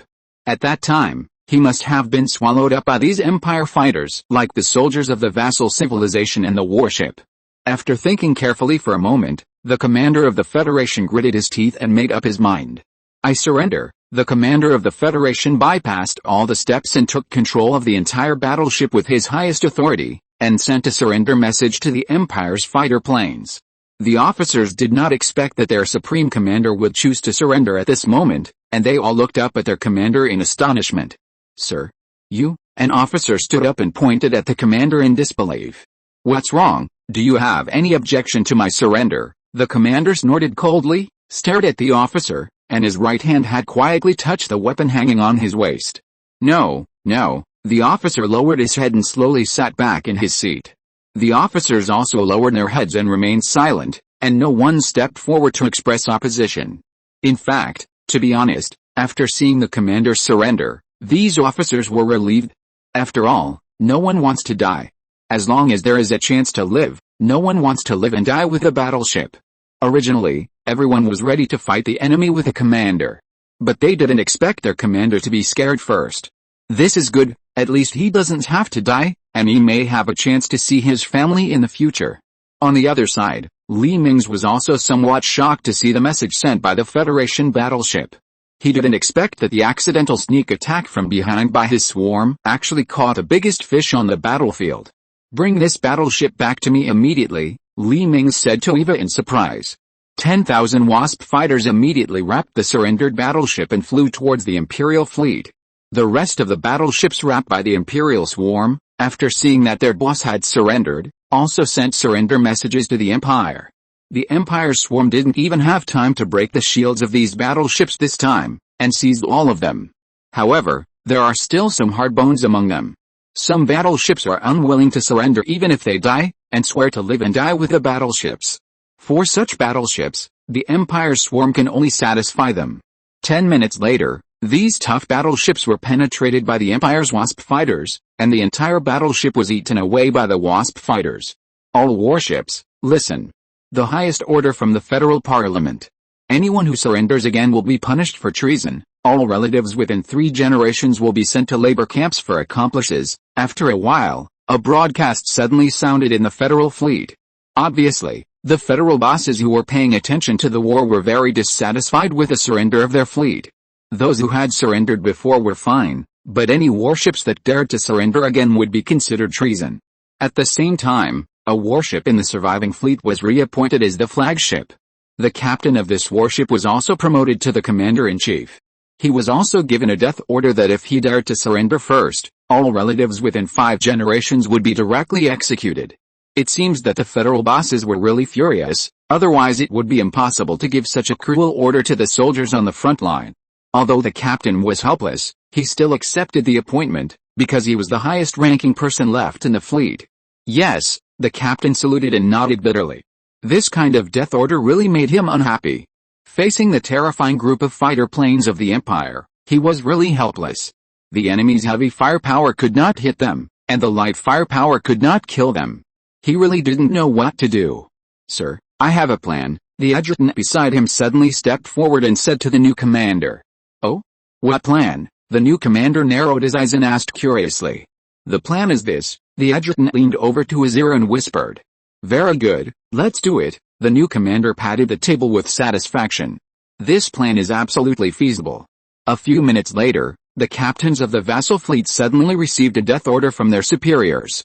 31 advanced civilizations issued new orders to them, requiring them to lure the Empire's warships to attack them. And at the moment when the Empire's fighter planes rushed into the warships, all the fusion weapons and other weapons in the warships were detonated, so that they would be annihilated and disappear with these Empire's fighter planes. If they were unwilling to do it, these advanced civilizations would massacre the vassal civilization, leaving no one alive. Faced with a cold-blooded order of the sovereign civilization, the captains of these vassal civilizations had to agree even if they didn't want to die. Because even if they didn't die in the battle, they would still be killed by these advanced civilizations, and their relatives and all the people of the same race would be implicated. Chapter 725 7 Billion Sacrifices. The warships of the vassal states of the Federation who received the order began to rush from the front of the Federation fleet to the swarm of the Empire. However, things were somewhat beyond the Federation's expectations. The swarm of the Empire did not pay attention to these vassal warships, but continued to rush towards the main fleets of the 31 advanced civilizations of the Federation. At the same time, the Empire fleet, which had been simply repaired, returned to the battlefield with the captured warships it had just taken over, and surrounded the Federation fleet. 7 days later, the original battlefield was left with only the floating wreckage of warships. These tattered warship shells floated aimlessly in the battlefield. Wasp fighters were constantly shuttling among the wreckage, and these fighters were now responsible for the task of decomposing and recycling these wreckages. In this battle, the Federation fleet was completely wiped out, and the Empire also lost a full 3 trillion Wasp fighters. These lost Wasp fighters were taken away by the self-explosion of the Federation warships at the last moment. The Empire did not expect that these remaining warships would rather perish with the Wasp fighters than surrender. In addition to the loss of the Wasp fighters, only 4 million of the Empire's 10 million Zeus-class warships remained, and 6 million warships became space junk in this battle. The remaining cruisers and destroyers were less than 30%. It can be said that the Empire was seriously injured in this cross-galaxy battle. The less than 200 million Federation main battleships captured at the beginning also perished in the final battle. The number of soldiers, Imperial citizens, sacrificed in this battle also reached an astonishing 7 billion. The loss of the clone army reached an unimaginable astronomical figure. However, this battle determined that the Empire's rule over this galaxy was an irreversible fact. The main fleets of all civilizations in the Federation had been destroyed by the Empire, and their vassal civilizations did not even leave behind their home warships. It can be said that the remaining warships in the Spiral Federation are only about the same number as the remaining warships of the Empire. However, the quality of these warships used to stay in the base camp to maintain stability and fight pirates is far inferior to that of the Imperial fleet. After this battle, the Federation completely lost the initiative in this river system. When this river system falls into the hands of the Empire depends entirely on when the Empire decides to launch a full-scale attack. However, on this day when the Empire should have celebrated nationwide, the atmosphere in the Imperial Palace was. In the meeting room of the Imperial Palace, Mingze and a group of senior officers of the Empire silently looked at the data on the holographic screen in front of them. On the day when the battle ended, Mingze received a report from Tianyi. The Empire's search and rescue fleet did not find the soldiers who died in the Empire at any rebirth point near the battlefield. These soldiers did not rebirth, but were completely dead. Is there anyone who can tell me what is going on? Mingze propped up the table and shouted loudly. Your Majesty, calm down, I think this should be an uncontrollable disaster, a general hurriedly persuaded Mingze. This is not a small number of hundreds, thousands, or tens of thousands of people. This is 7 billion citizens of the Empire. 7 billion elite soldiers of the Empire. Mingze slapped the table and it made a clattering sound. Your Majesty, I think we may have some clues. A scientist suddenly raised his hand and said softly. Oh? Tell me about it. Mingze nodded and motioned the scientist to stand up and speak. According to the information you and Xiaoluolua revealed to us and the experiments we did on some death row prisoners, we can draw a conclusion, that is, the basis of infinite rebirth is based on the rejection of objects in other universes by this universe. We do not belong to this universe, so we are rejected by the rules of this universe, but we may have overlooked some things, such as whether the rules that make up the universe are adaptable. For example, the speed of light in another universe is twice that of this universe. Then when the light from another universe is sent into this universe, it may still be at the original speed at first, but as time goes by, this beam of light may be assimilated by this universe and begin to adapt to the rules of this universe. We have been in this universe for too long. I think our existence may have been adapted to this universe, and the rules of this universe are reapplied to us, the scientist explained to everyone in a deep voice. Why didn't you find out earlier? Li Mingze stared at these scientists angrily. Your Majesty, you also know that there has been no major war in the Empire during this period of time, and we don't have people dying every moment. None of us knows when this universe will adapt to our existence, and we have no control over this. The scientist shook his head and sighed. Everyone, think about how to face the families of these soldiers. We actually lost 7 billion citizens in this battle. How should we explain to these people? Li Mingze also sighed and sat back in his seat. Your Majesty, I suggest that the land of the colony planet and pensions be distributed to the families of these 7 billion citizens. At the same time, add these soldiers as martyrs, and all military ranks will be promoted by 1 level. The children, descendants and families of these soldiers will enjoy the treatment of martyrs, or, we can use clones to replace these dead soldiers. An officer stood up and said to everyone.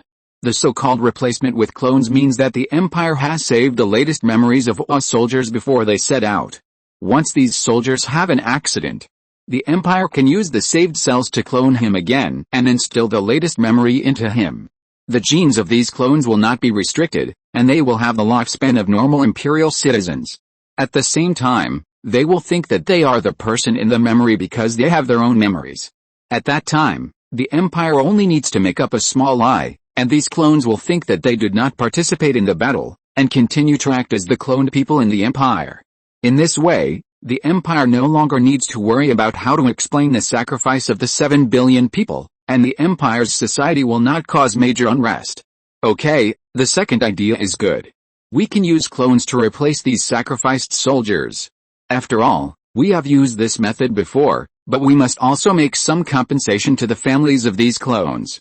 All the fallen soldiers are added as martyrs in the highest level files, and all other battle-related information is deleted. At the same time, when the families of these soldiers are admitted to schools, the system automatically adds 20 points in the background.